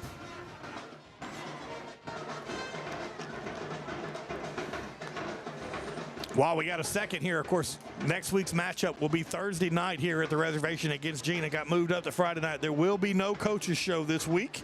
As of right now, so stay tuned for Thursday night for the game. And the reason there's not a coaches show, can't do it on Wednesday, church obligations. Tuesday's just not. Everybody else's schedule is conflicting there as well. So we're just going to opt to not have one. Yeah, and you so can still you go have out. the night off. Yeah, go to Quibido's. Still go to Quibido's and get you something to eat. Absolutely. They have a great priced menu. Look, especially the new menu that they just redid, and man, it's fantastic. They have a crawfish queso. Oh, I know wow. it is. We get it every time now that we go. It's amazing. So go out and when you go, tell them that Tioga sent you. I've read through that menu. My mouth waters. That's it. Absolutely. Here, let's finally get the call here on the dead ball foul. Yep. Personal foul. Ejection. Yeah. And that's going to be against Richwood, it looks yeah. like. Again, I told you it had to be a late hit. Those hands were a personal foul against Richwood. And an ejection. Yep. They're going to throw, I don't know which number they threw out of the ball game, but that's what I said. To where the flag was and around the time that the flag was thrown, it seemed to be a late hit. And so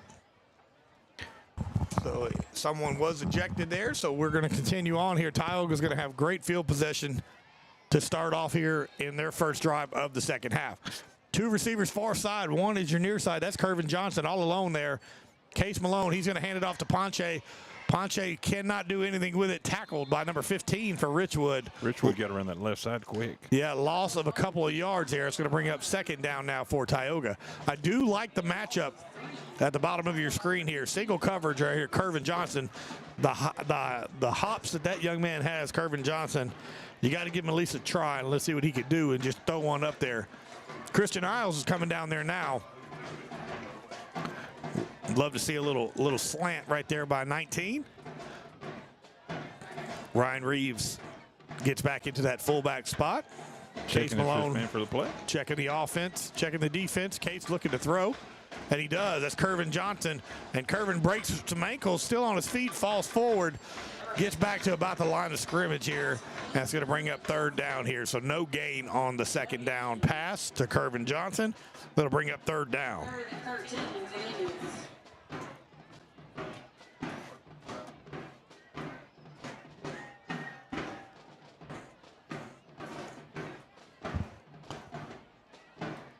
Watch out here for Ryan Reeves as well. And that's going to Reeves and overthrown by Case and incomplete here. That's going to bring up fourth down, and see if Ethan Bridges comes out, and he does. Sophomore kicker comes out here.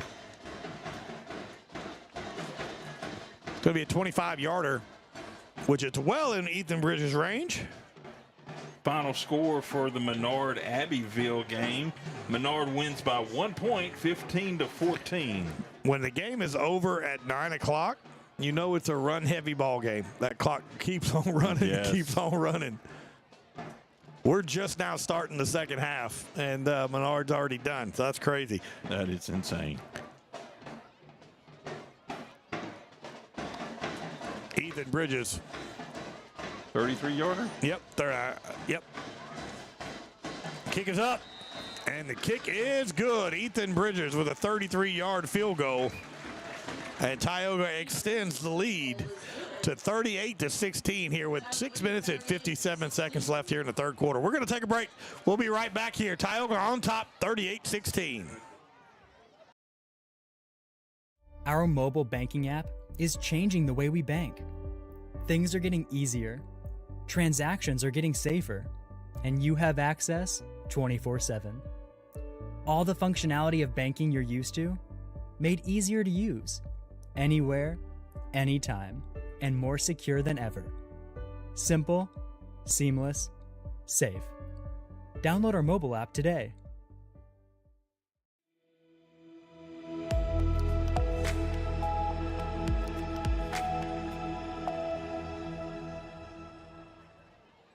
And welcome back, everybody, to the reservation. 38-16, Tioga on top. Lead is extended by the Ethan Bridges field goal as Tioga goes to kick it off again to that man who he bobbles it every time, but then he goes up and he gets about 30 yards of return yards, and he runs into his own player and falls down, but a pretty good carry return right there from Richwood, and out comes that Tioga defense here trying to make another big stop. Indians fans, give it up for your future Tioga High School cheerleaders down on the track. Earlier, the Richwood player that was ejected was number 80. So he is out of the game for the late hit on the return by Karlinski Lloyd. Two receivers on each side here. Lone setback, it's the number 25, the quarterback keeper there. He's going to run to the right side. Still falling forward, getting some positive yards. Yep. But it's going to bring up second down in about 7 or 6. He's looking for that opening. His feet are stamping back and forth, back and forth. He just can't find an opening, but it's slowly moving forward for him. 4-yard run for the Rams. 2nd and 6 now for the Rams of Richwood. Appreciate everybody tuning in on Facebook and YouTube. Drop ball in the backfield. Had to pick it back up. What a great tackle right there by Cohen Henry. Been calling his name all night as well. Cohen Henry, Fisher, Bryson Fowles had himself a night. Of course, Jackson Tarver and Karlinski Lloyd has been great as well. And we're going to have a hydration timeout. We'll keep it here as well. 38-16, your Tioga Indians on top of Richwood. And defense is making a strong showing here tonight thus far here. It's been fun to watch. They're flying to the ball, making big tackles.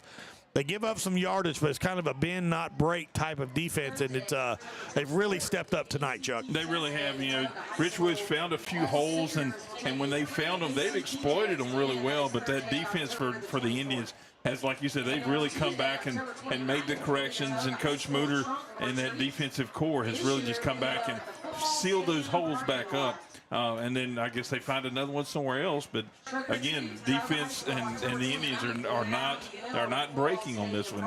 They're shutting them down before they find the red zone. Absolutely. Congratulations, by the way, to Chloe Bond for winning homecoming queen here tonight. She was so excited. You could go back and look at that on the halftime feed that we had rolling. When she got announced, she ripped her hat off, started jumping up and down. It was the cutest thing I've ever seen in my life. Congratulations to that young lady for getting homecoming queen. And, of course, congratulations to Braylon Bird for winning the homecoming king. And glad we were able to bring some of that to you as well. Yes. Congratulations. All right, two receivers near side, two receivers far side as well. Handoff to number 1. He cuts to the right side. Tioga's there to make the tackle, though. Back to the line of scrimmage. It seemed like it's all he got here, and that's going to bring up 4th down now and about 9 yards for Richwood. Yeah, I think putting it on the line. Yeah, that's right. That's a 4th and 10. And I thought they were going past it. So Tioga's defense with a big stop again on 3rd and long, and out comes the punt team for Richwood, and back is Jackson Tarver and Karlinski Lloyd again. They're on the Richwood side of the 50, as a matter of fact. So Tioga, if they can get it again, they'll have fantastic field position yet again here. They're slowly backing up to the 50.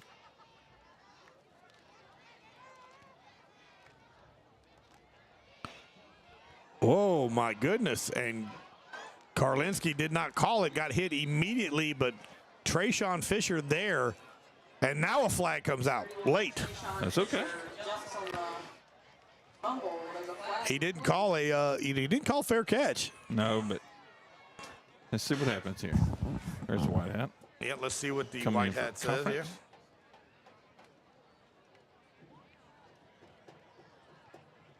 As soon as we find out, we'll let you know as well. Looks like it is. I didn't think it was a penalty. I thought it was a clean hit myself. But, again, I'm not an official. I didn't go through the training process. Right. Me either. So. See what they agree upon. Personal foul against Richwood. First down, Indians. Personal foul called against Richwood. Yep, that's going to go against Richwood, so Tioga gets the benefit of that call. Maybe it had to do with the defenseless receiver. Could have been. Again, you know, so could have been. Calling it fair on both sides. It happened to Tioga, now it happened to Richwood here, so that'll move Tioga up in even better field position now. Yep, defenseless player. Blech. Almost as fun as saying Richwood Rams. Yeah.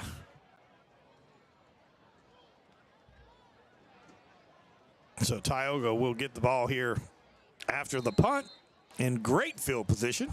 Ball spotted at the 38-yard line. Kervin Johnson at the bottom of your screen. In the slot is Christian Isles. Case is looking for Kervin. Throws it. Kervin slips.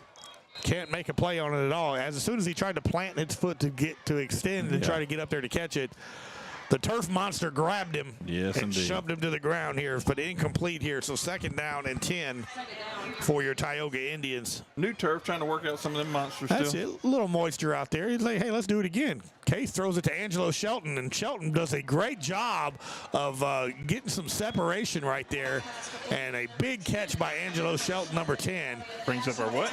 And that's a Hickson first down.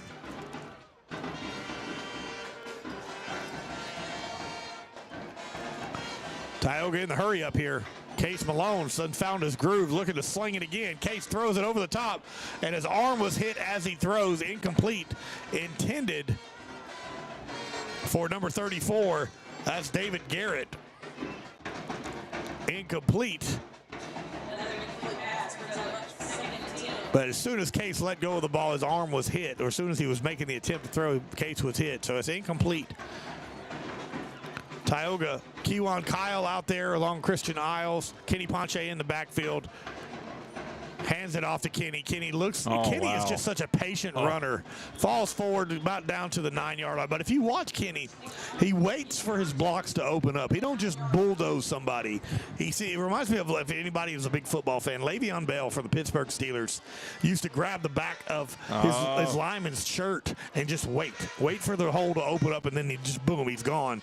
And Kenny Ponch has such great vision when he runs. Look at that, just take his time, separate, find the big hole, and look at this, punches it into the end zone. Kenny Ponch with an 11-yard touchdown run, and what a great run by that young man, and a great drive right there by the Tioga offense. Here's your BU Designs Instant Replay. We missed it. I've got to catch back up. Kenny Ponch with an 11-yard touchdown run, and out comes Ethan Bridges for the extra point. And, man, it's just such great vision by Kenny. Travis Adams is out of the ball game. We've seen him with regular clothes on here. And so he's done for. I know he came off the field earlier in the ball game kind of limping here. So we hope Travis, our senior captain, is okay. Extra point is good. So with 4 minutes and 4 seconds left here in the third quarter, Tioga up 45-16 over Richwood. We'll be right back on 446 Sports. Our mobile banking app is changing the way we bank. Things are getting easier, transactions are getting safer, and you have access 24/7. All the functionality of banking you're used to, made easier to use, anywhere, anytime, and more secure than ever. Simple, seamless, safe. Download our mobile app today.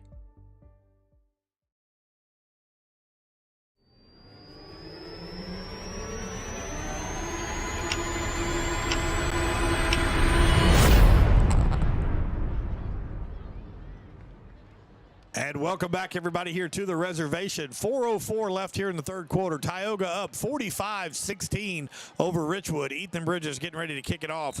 A big 11-yard touchdown run by Kenny Ponch to extend the lead for Tioga. Ethan Bridges with the big kick. And that time he kicks it to the other side. And let's see who this, number 17 with the return. There's another flag thrown out on that side. And tackled out of bounds here, but let's see what the penalty will be. The penalty marker right around the 28-yard line.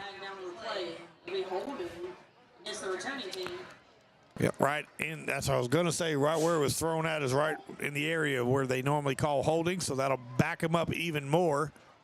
So it'll be first down for the Rams.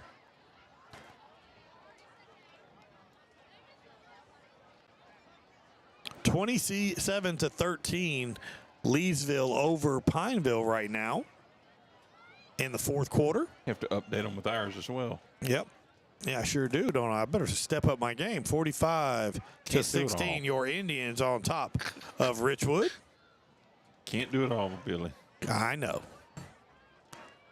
Think I can, but. I mean, I can stop talking if you want. If you want to have that for a little while. Absolutely not. Two receivers far side, one receiver near side here.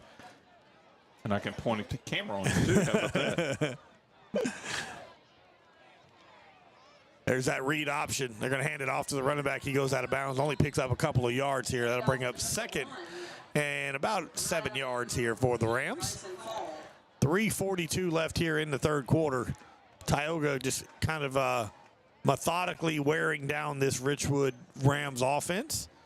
I'm telling you, I'm very impressed tonight with the defense, should I say. Getting key stops in key situations, turnovers, good pass protection, and pass breakup by Karlinski and Jackson Tarver. Because you're going to see here shortly, I would imagine they're going to be a lot more throwing the ball here with the lead like it is. Slowly being stretched out.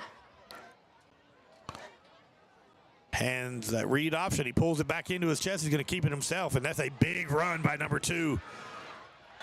And finally drug a good chase down right there by David Garrett.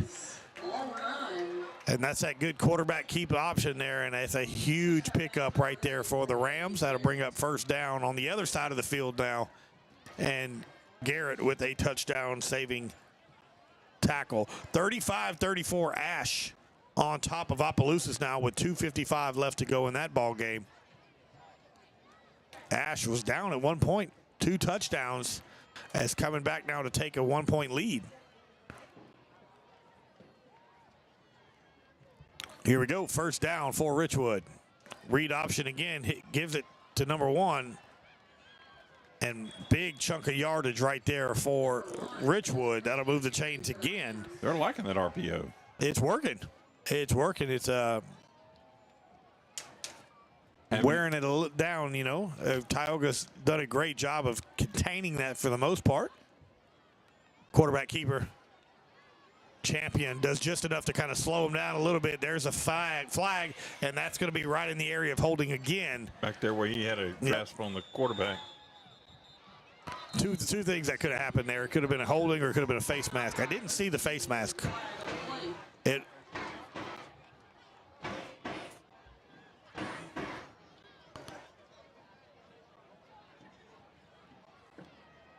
They're pointing to the defense.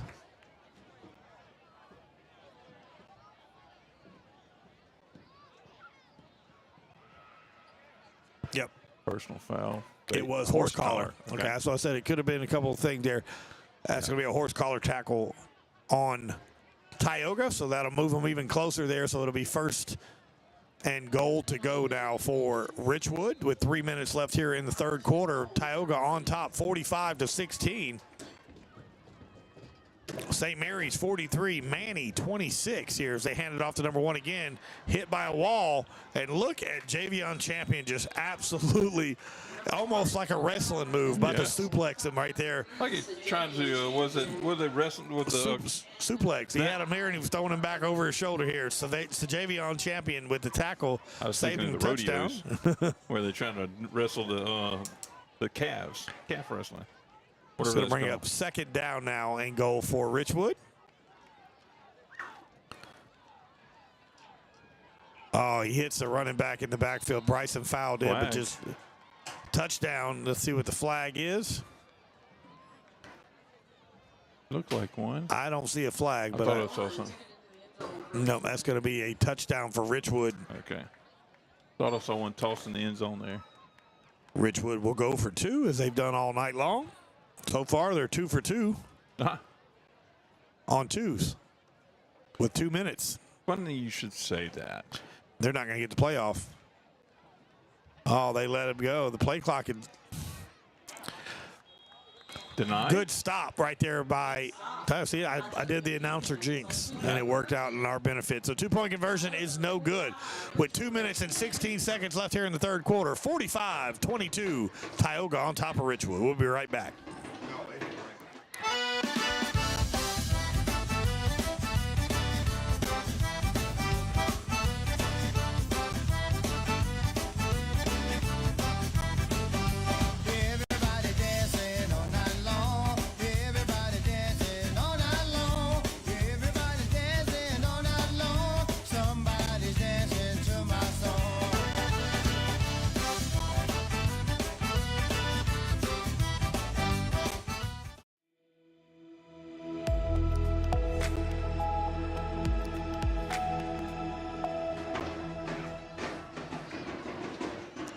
And welcome back, everybody, here to the reservation, Tumey-Ingram Field. Your Tioga Indians up 45-22 as Richwood scores on their last possession. 2-point conversion is no good, so Tioga will get the ball here. Watch the onside or the pooch kick here. As they tried almost an onside kick earlier, but I don't know if it was on purpose. Right. You know, kicking game not the strongest for this Richwood Rams team. So Tioga has the hands crew right there on the front line. A little pooch kick, and they're going to go to Jackson Tarver. Fields it at the 15-yard line. Jackson breaks the tackle. Honey Badger falls down, puts a knee, and that's going to do it. It's going to be enough. Oh, let's hope he's okay. Anytime I see him walking with a limp, it scares me a little bit. He just got hit there a little bit after, and he was a little upset about just, slipping down on his knee touching. Ball spotted at the 25-yard line. Tioga's offense will take over here. Stay tuned for after the game. We're going to give you our Security Sporting Goods Player of the Game, as well as our Southern Air Cool Play of the Game, and our Express Employment You Have One Job Alignment Award. And there also is a band performance after the game that we'll have it on for you. Case Malone in the shotgun. Tucks it. Dumps it off. That's Ryan Reeves. Oh, there's a face mask. And there's a face mask. Look, Ryan Reeves still on his feet. Ryan said, that didn't matter. I don't need a helmet. Or I could look behind me when the helmet. That's a tough guy right there. He's already drilled peepholes out the backside of it. Ryan Reeves with a huge run right there. Would have had a first down because of the penalty, but I think he got it anyways. And that gives you a Tioga Indians. Hickson's first down. 40-35, Opelousas scores over Ash with 1:40 left to go here. Personal foul, face mask, Yep. Which we all saw that. We knew that was coming. So 15-yard penalty ball's going to be spotted at the 50-yard line now. First down, Tioga. Tioga is up-tempoed their offense. It's not quite NASCAR, but it is much faster than what they had in the last few weeks. Kenny Ponch on the carry, pick up about 3 yards now to bring up 2nd and 7 for the Indians. With 1:43 seconds left here in the third quarter, Tioga on top, 45-22 here at the reservation. We've got an injured player and that's number 11. He's made a bunch of tackles tonight for that Richwood Rams defense. Hope to see that young man okay, because he's a heck of a ball player.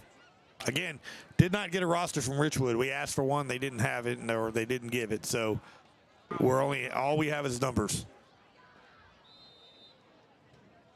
All right, here comes the Tioga offense. Case Malone under center now. Fullback right there, just a beautiful run. Look at the power.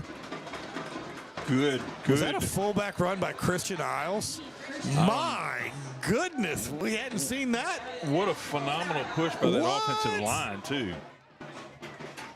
A great job by Christian Isles there with a little fullback. Look at the Tioga changing on offenses here in the third quarter. That's going to be a handoff to Ponch. Ponch, look at the vision by that young man. Just a stutter step. Kenny Ponch. Then he's going to say, all right, I went around 2 defenders. Now I'm going to run over one. And Kenny Ponch with a huge run. And that is a Tioga Hickson first down. 2 in a row. 2 in a row. 56 seconds left here in third quarter. Tioga 45, Richwood 22. Tioga trying to extend this lead here. And a very, very great drive right here by the Indians offense. Eating up clock, but making some big chunk plays. And there's a little quick handoff.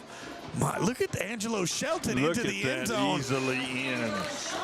16-yard run by Angelo Shelton. 16-yarder right there. He's working here. Nope, we're still back on that one for some reason. All right. And Angelo with his second touchdown of the evening here.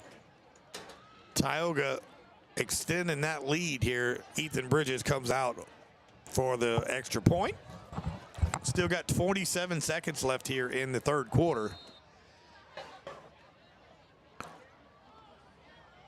Tioga has as many points as many years as Chuck's been alive right now with 51. Ow-wee. There's the extra point. And it is good. So with 47 seconds left here in this third quarter, Tioga 52, Richwood 22. We'll be right back here on 446 Sports. To better serve our Cenla family, Wallace Eye Associates proudly welcomes Louisiana native Dr. Nicholas Bro to the Wallace team. I definitely feel very lucky and fortunate to be here with Wallace Eye and just to be practicing in Louisiana, born and raised and trained here my whole life. So I do feel very fortunate to be able to give back to this state that has given me so much. When it's time for cataract surgery, there's only one team, one focus, your vision. Wallace Eye Associates.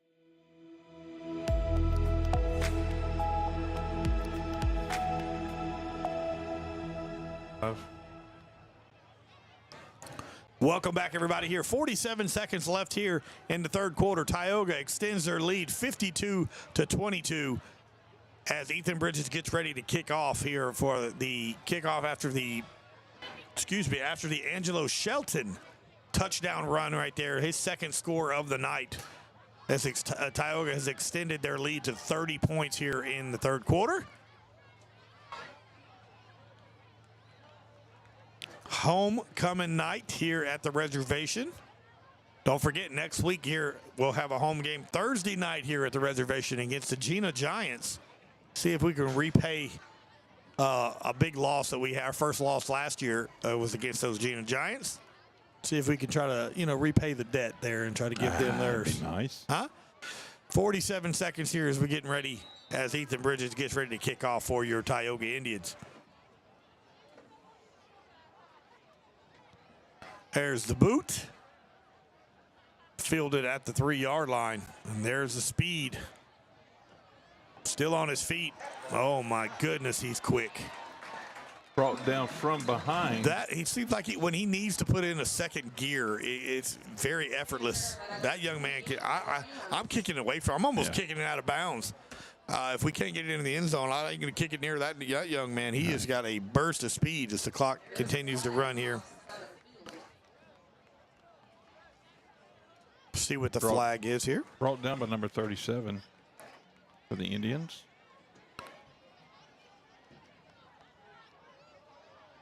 Get the looks to be against Richwood, so that'll bring them back here, and then that's going to do it for the third quarter. So 52-22 as we get ready to start the fourth quarter. We're going to take a break right here on 446 Sports. We'll be right back. Yeah, I was going to say it looks like they're spotting at 25, but go ahead, Billy. Yeah, so we're going to the fourth quarter here. Action, Tioga up big here by 30, and we're heading to the fourth. We'll be right back.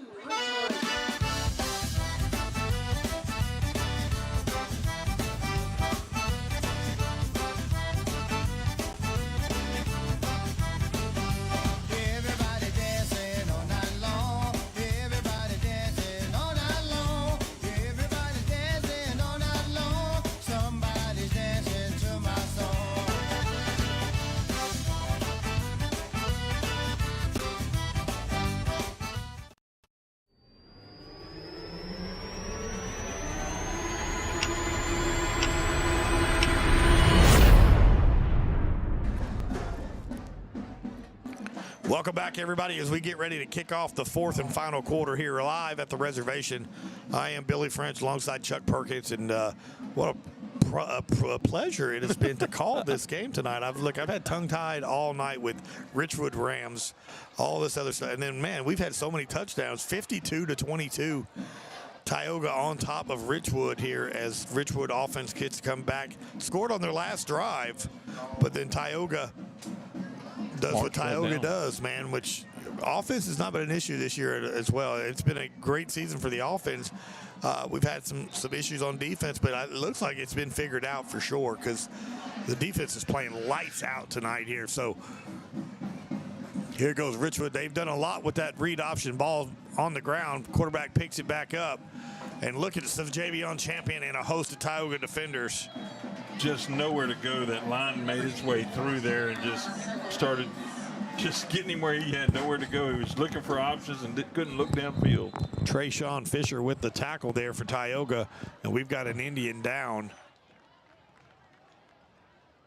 We'll be able to tell you here, with 23 seconds left to go, Ash takes the lead 43-40. The two-point conversion was good. Wow. Over the defending state champion Opelousas team there, and man, what a matchup! That's one I'm going to have to go back and rewatch tonight. I might have to hear them guys. Get to hear Doug Gann and the crew over there. Wow, I'm sure they were just hollering at each other in there. And I will say this: the Opelousas coach, he had an interview with Doug earlier in the week. Yeah, earlier in the week. And he promised them to have set up some mama's chicken. Gizzards, livers, onion rings. You hear that, David Jones? If you're listening, we want some food every now and then around here, too. You know, we like to eat. We don't have to have mamas. Yeah, we know that's not here. But yeah, they can have mamas. We'll take David Jones. That's right. He cooks up some good stuff. Yeah, he does. He does a great job down there at Tailgate and cooking for all kind of people here. So I'll be able to give you a final on that game in Ash here in a little while. As soon as it goes finals, last we heard there's 23 seconds left to go, and Ash has taken the lead. Let's see who the that's 48 on the injury. That's number 40. That looks like 48. Is it? Yep. 48. I apologize. That's Justin White. Good to see him walking off the field. He's made some big tackles this ball game as well. Quick pitch out, quick and pass, it bounces. And that they're going to say it was out of forward pass because that was close. It was really close, but it was just forward. Incomplete here, so the clock would normally stop, but because of the lead, it's a running clock now. Tioga's up 30 points. And I thought it was 35. I did too, but the clock has not stopped. That's why the end of the third quarter rolled too. So maybe unless the opposing coach was okay with it. So I don't know, but we'll roll with it. 10:53 left here in this final quarter. Tioga up by 30.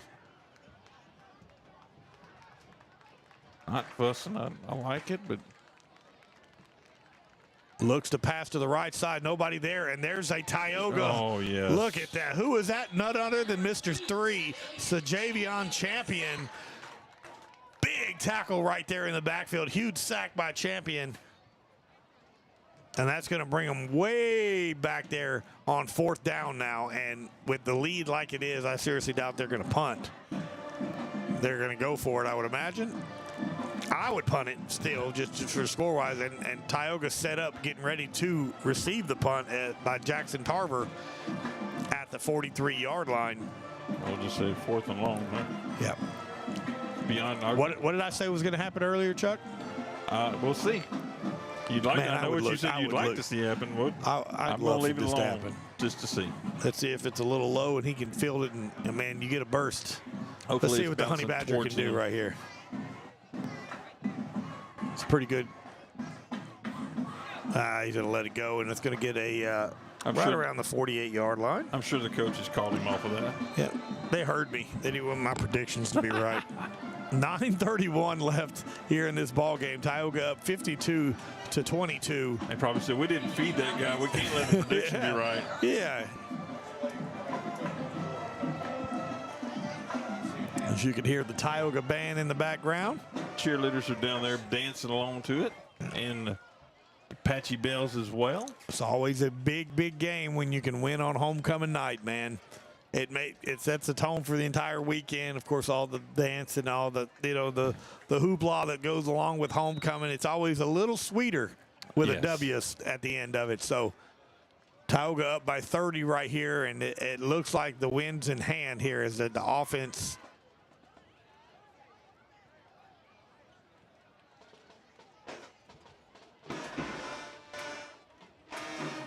Hands it off. Yep, right up the middle. Pickup of a couple yards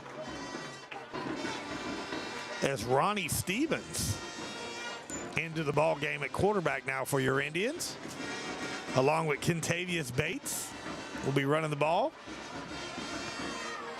I think they're slowing down that offense now. That's it. Yeah, good to see Stevens in there to get some snaps here. Of course, Case Malone had himself a night. Getting to see the backup in here as we got 2 receivers far side, 1 receiver near side. Hand the ball off to Bates, and Bates tackled immediately for a loss of a couple of yards. Bring up 3rd down now. Well disciplined by the Richwood Rams. When they heard the whistle, they stopped instead of taking the chance of getting another penalty of some sort. But well disciplined on this player's behalf. Ash wins it 43-40 over Opelousas. What a game. We're down 14 points at one point. And what a fun game to watch. Make sure you go back and look at that game here later on. JT Lindsay had himself a night. The future LSU Tiger running back for the Trojans. Stevens looking to throw, and he does. Caught. What a catch right there, right at his toes, David Garrett. And that's enough to move the chains, and that's a Tioga and a Hickson first down.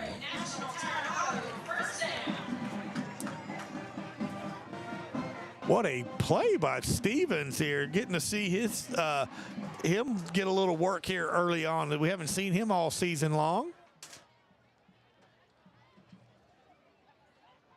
Here goes Tioga on first down. Ronnie Stevens in the shotgun. Hand it off. Lowers the shoulder. Pickup of about a yard here. It's going to bring up 2nd down and 9 now.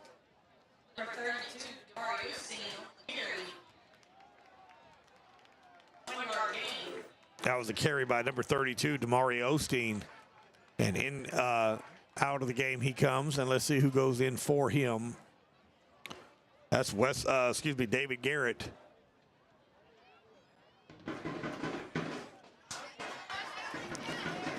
Two receivers far side now. Angelo Shelton still in the ball game at the bottom.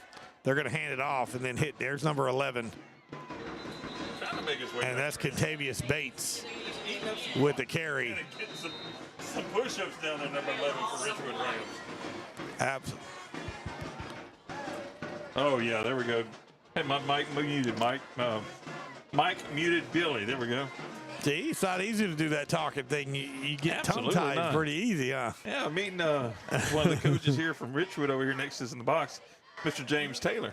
Oh, fantastic. Yes, met him a few times, and good to get a little chat there. Would like to continue chatting with him. So they're very young, but, they show a lot of promise. Their if they're quarterback, young, I would hate to see them in a year or two. Their quarterback's got a burst of speed. When he keeps that read option himself, he's very, very tough to tackle. And that kickoff returner, I mean, that's some danger coming up. I mean, we've got to face him again next year. So. Yep. Yeah, we'll head over to Richwood into the Monroe area right before you get into West Monroe at Richwood, the Ram School at Richwood High School. All right, here we go. 3rd down and 10 now for the Indians. Stevens in the shotgun. He's looking to throw. He's got a man over the top. And what a catch. Stevens to David Garrett for a 41-yard touchdown. Wow. Wow, I'll tell you what, that was a huge play there. I'd love to have the replay of it. We'll have some of those highlights up a little bit later on. I'll go back and clip them out. But what a play here by our our backup quarterback. Yeah, Ronnie Stevens with a 41-yard, just a dime to Garrett. And, man, what a beautiful throw right there. Just laid it right in there. Beautiful. And the young fella's getting some work. Yeah, and the other one just, I mean, he fought his way to get his way into the end zone there. He's a freshman to a freshman. How nice is that if you're a Tioga Indians fans, huh? What a great day to be an Indian. That's right. Homecoming night, and then freshman to freshman connection right there. And Ethan Bridges with the extra point. So with 4:46, yes, I did it. 4:46. Hey. Left here in this ball game, 59-22. We're going to take a break. We'll be right back here on 446 Sports. To better serve our Cenla family, Wallace Eye Associates proudly welcomes Louisiana native Dr. Nicholas Bro to the Wallace team. I definitely feel very lucky and fortunate to be here with Wallace Eye and just to be practicing in Louisiana, born and raised and trained here my whole life. So I do feel very fortunate to be able to give back to this state that has given me so much. When it's time for cataract surgery, there's only one team, one focus, your vision. Wallace Eye Associates.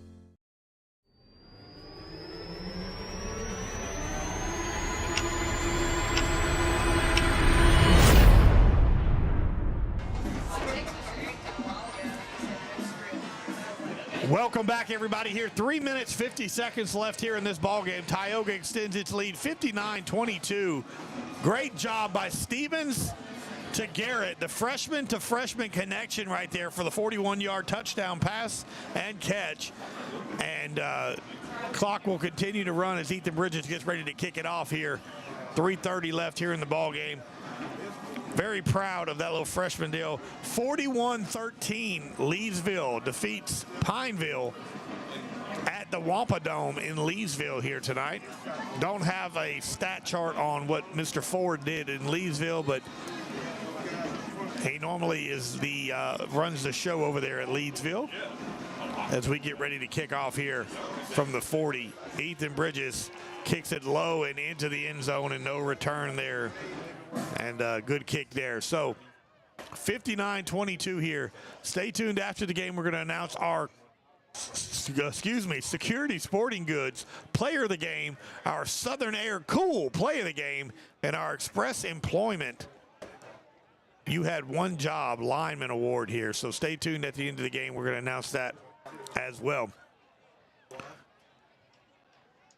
We've had a good night here by both of these teams, both sides of the ball for Tioga, defensively and offense.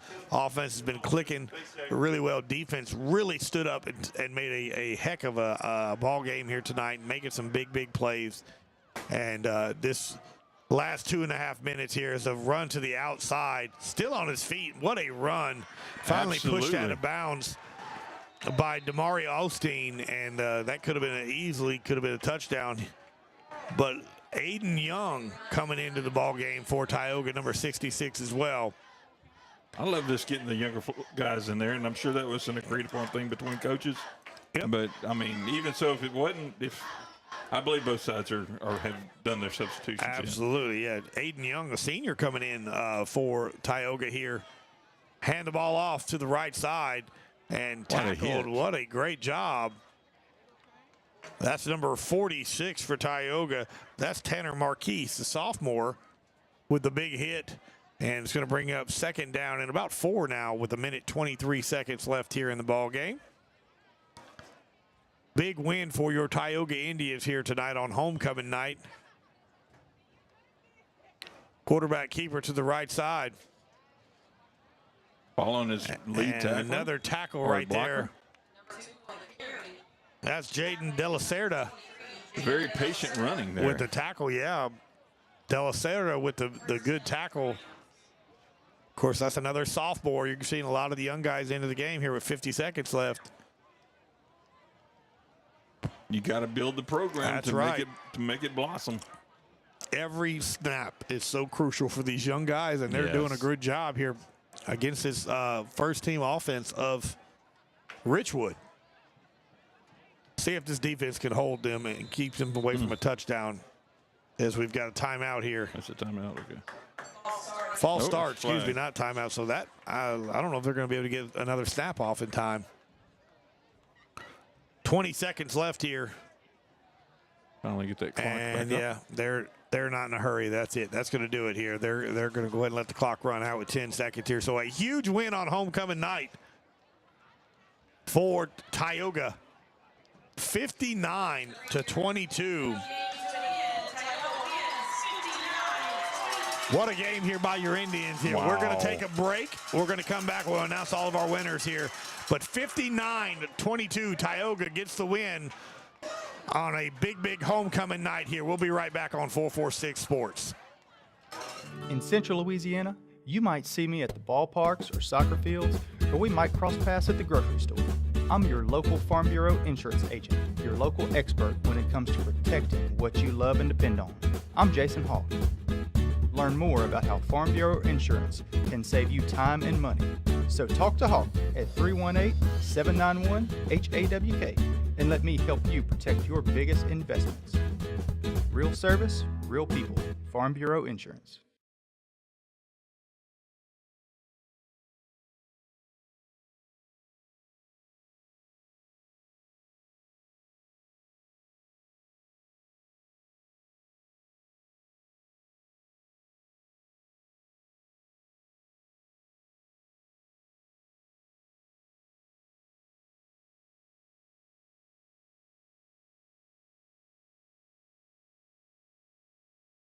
Hi, I'm Kimberly Harrell, Certified Residential Appraiser.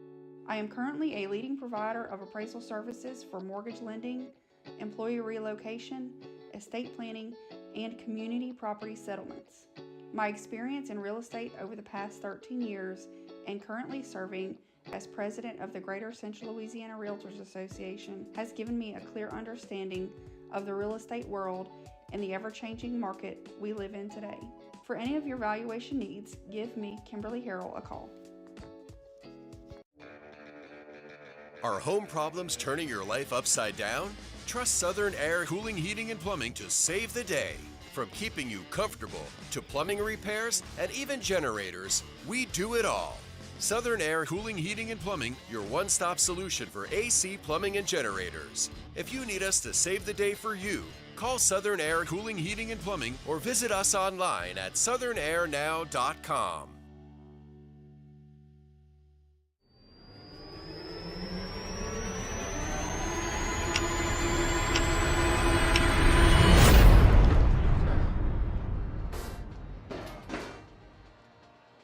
Welcome back, everybody, here. It is a final here at the reservation. 59-22. Tioga gets the first win of the season over the Richwood Rams here. And a good little segue from that last commercial you just saw, Southern Air. We appreciate their sponsorship. So we're going to go right into our Southern Air cool play of the game. Had a lot to choose from tonight, Chuck, but just something stuck in my mind there right at the end of the game. That freshman to freshman connection of Stevens to Garrett, that was so beautifully thrown and caught right there at the end, and that just shows you the future of this Tioga program. So Stevens to Garrett, the freshman connection at the end of the game, is going to be our Southern Air cool play of the game. Awesome choice. And then our Security Sporting Good player of the game had, again, a lot to choose from on that. Ooh-wee. Case Malone had himself a night. Of course, Kervin Johnson had himself a night. But Angelo Shelton tonight really separated himself, made some heck of a plays, a touchdown run, a touchdown catch. Angelo Shelton is going to be our Security Sporting Goods player of the game. So congrats to number 10. Well-deserved, his first time winning that award. And I will say, since we're not having a coaches show this week, why don't we go ahead and tell them who our Express Employment Lineman Award is? Absolutely. Express Employment Professionals, you had one job, and this young man absolutely did his job here tonight. Number 50, Damari Evans, had himself a night. We called his name all the time on the defensive line. There was a lot of guys on that defensive line and offensive line that deserved it, but Damari Evans had himself a night. So number 50, you are our Express Employment Professionals. You had one job and you did it. Number 50, Damari Evans. Congratulations, young man, on that award. Absolutely. And that's all the awards for tonight here. And they were, like I said, when you score 59 points and you only give up 22, there's a lot of people out there deserving of some awards. Defense played their tails off tonight. Very, very impressed with that. Offense has been clicking all season long. Offense put up almost 60 points. That's a huge, huge deal, especially as district play gets ready to get kicked off. So that's going to do it for Chuck and I tonight as far as us talking. Yes. We're going to let the band come out here and play in a minute here, and we'll let that keep going. But it's been an absolute pleasure tonight, my friend. Absolutely. 59-22, your Tioga Indians get a W here. Stay tuned next week, Thursday night here at the reservation. We take on the Gina Giants. Again, no coaches show this week because of the shift there, and so we're not going to have a coaches show, which is normally on Thursday night, but we're going to be playing Thursday night. So tune in to us. We'll be hopefully get another W here with the Gina Giants coming to town. I am Billy Fritz alongside my partner, Chuck Perkins. Chuck, it's been an absolute pleasure tonight. I know you had some technical difficulties, but you dominated them, and I'm very proud of your defense against those technological problems. Those gremlins that are in the system somewhere. But the video did look good, so I'm interested to actually go back and look at it. Yep. We missed out on our helper. She showed up. Megan showed up to help, but that camera out there just went kaput at the beginning of the show. So even though it's plugged in power, for some reason, I'm going to have to check that power plug and see what's going on with it. But you'll be able to go back and watch all the way through there on YouTube and Facebook. So make sure you go do that, especially on YouTube. YouTube always has such a great clean picture. So go do that. And you also get to enjoy the halftime festivities as well. So, and they may say the first of it, where there was no talking, might be the most enjoyable. Look, all the people that's in there watching, of course, I appreciate the fact that you keep telling me no audio. We want to hear Billy and Chuck talk. So I know you're probably just blowing smoke, but I appreciate it very much here. I told 16 jokes in that first part that y'all missed. Y'all missed every one of them. Don't worry, he'll repeat them before the season's over with. But that's going to do it for us tonight here. 59-22, your Indians dominate here at the reservation. Thank you so much for tuning in. God bless you. Be safe, and we will see you Thursday night here against Gina. God bless.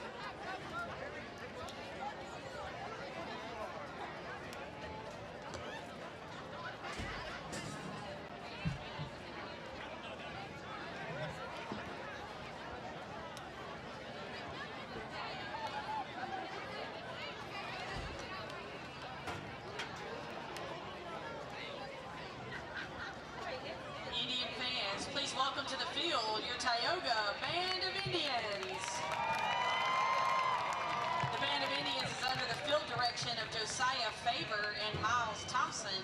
Band leadership includes Colton George, Easton Furness, Cassandra Delgadillo, Keith Cruda, Molly Hallam, Aaron Miller, Parker Bayard, Jay Dupree, and Andrew Smith. Band directors are Kyle Siddle and Aaron Wallace. Percussion instructors are Howard Dizelle and Ryan Burke. Color guard instructors are Alyssa Joseph and Band of Indian alumni Amanda Yancey. Their 2024 program is City of Gold. Musical selections include the following: Ecstasy of Gold, Incantation and Dance, Golden Hour, and El Camino Real. Performing the opener of their 2024 production, City of Gold, your Band of Indians.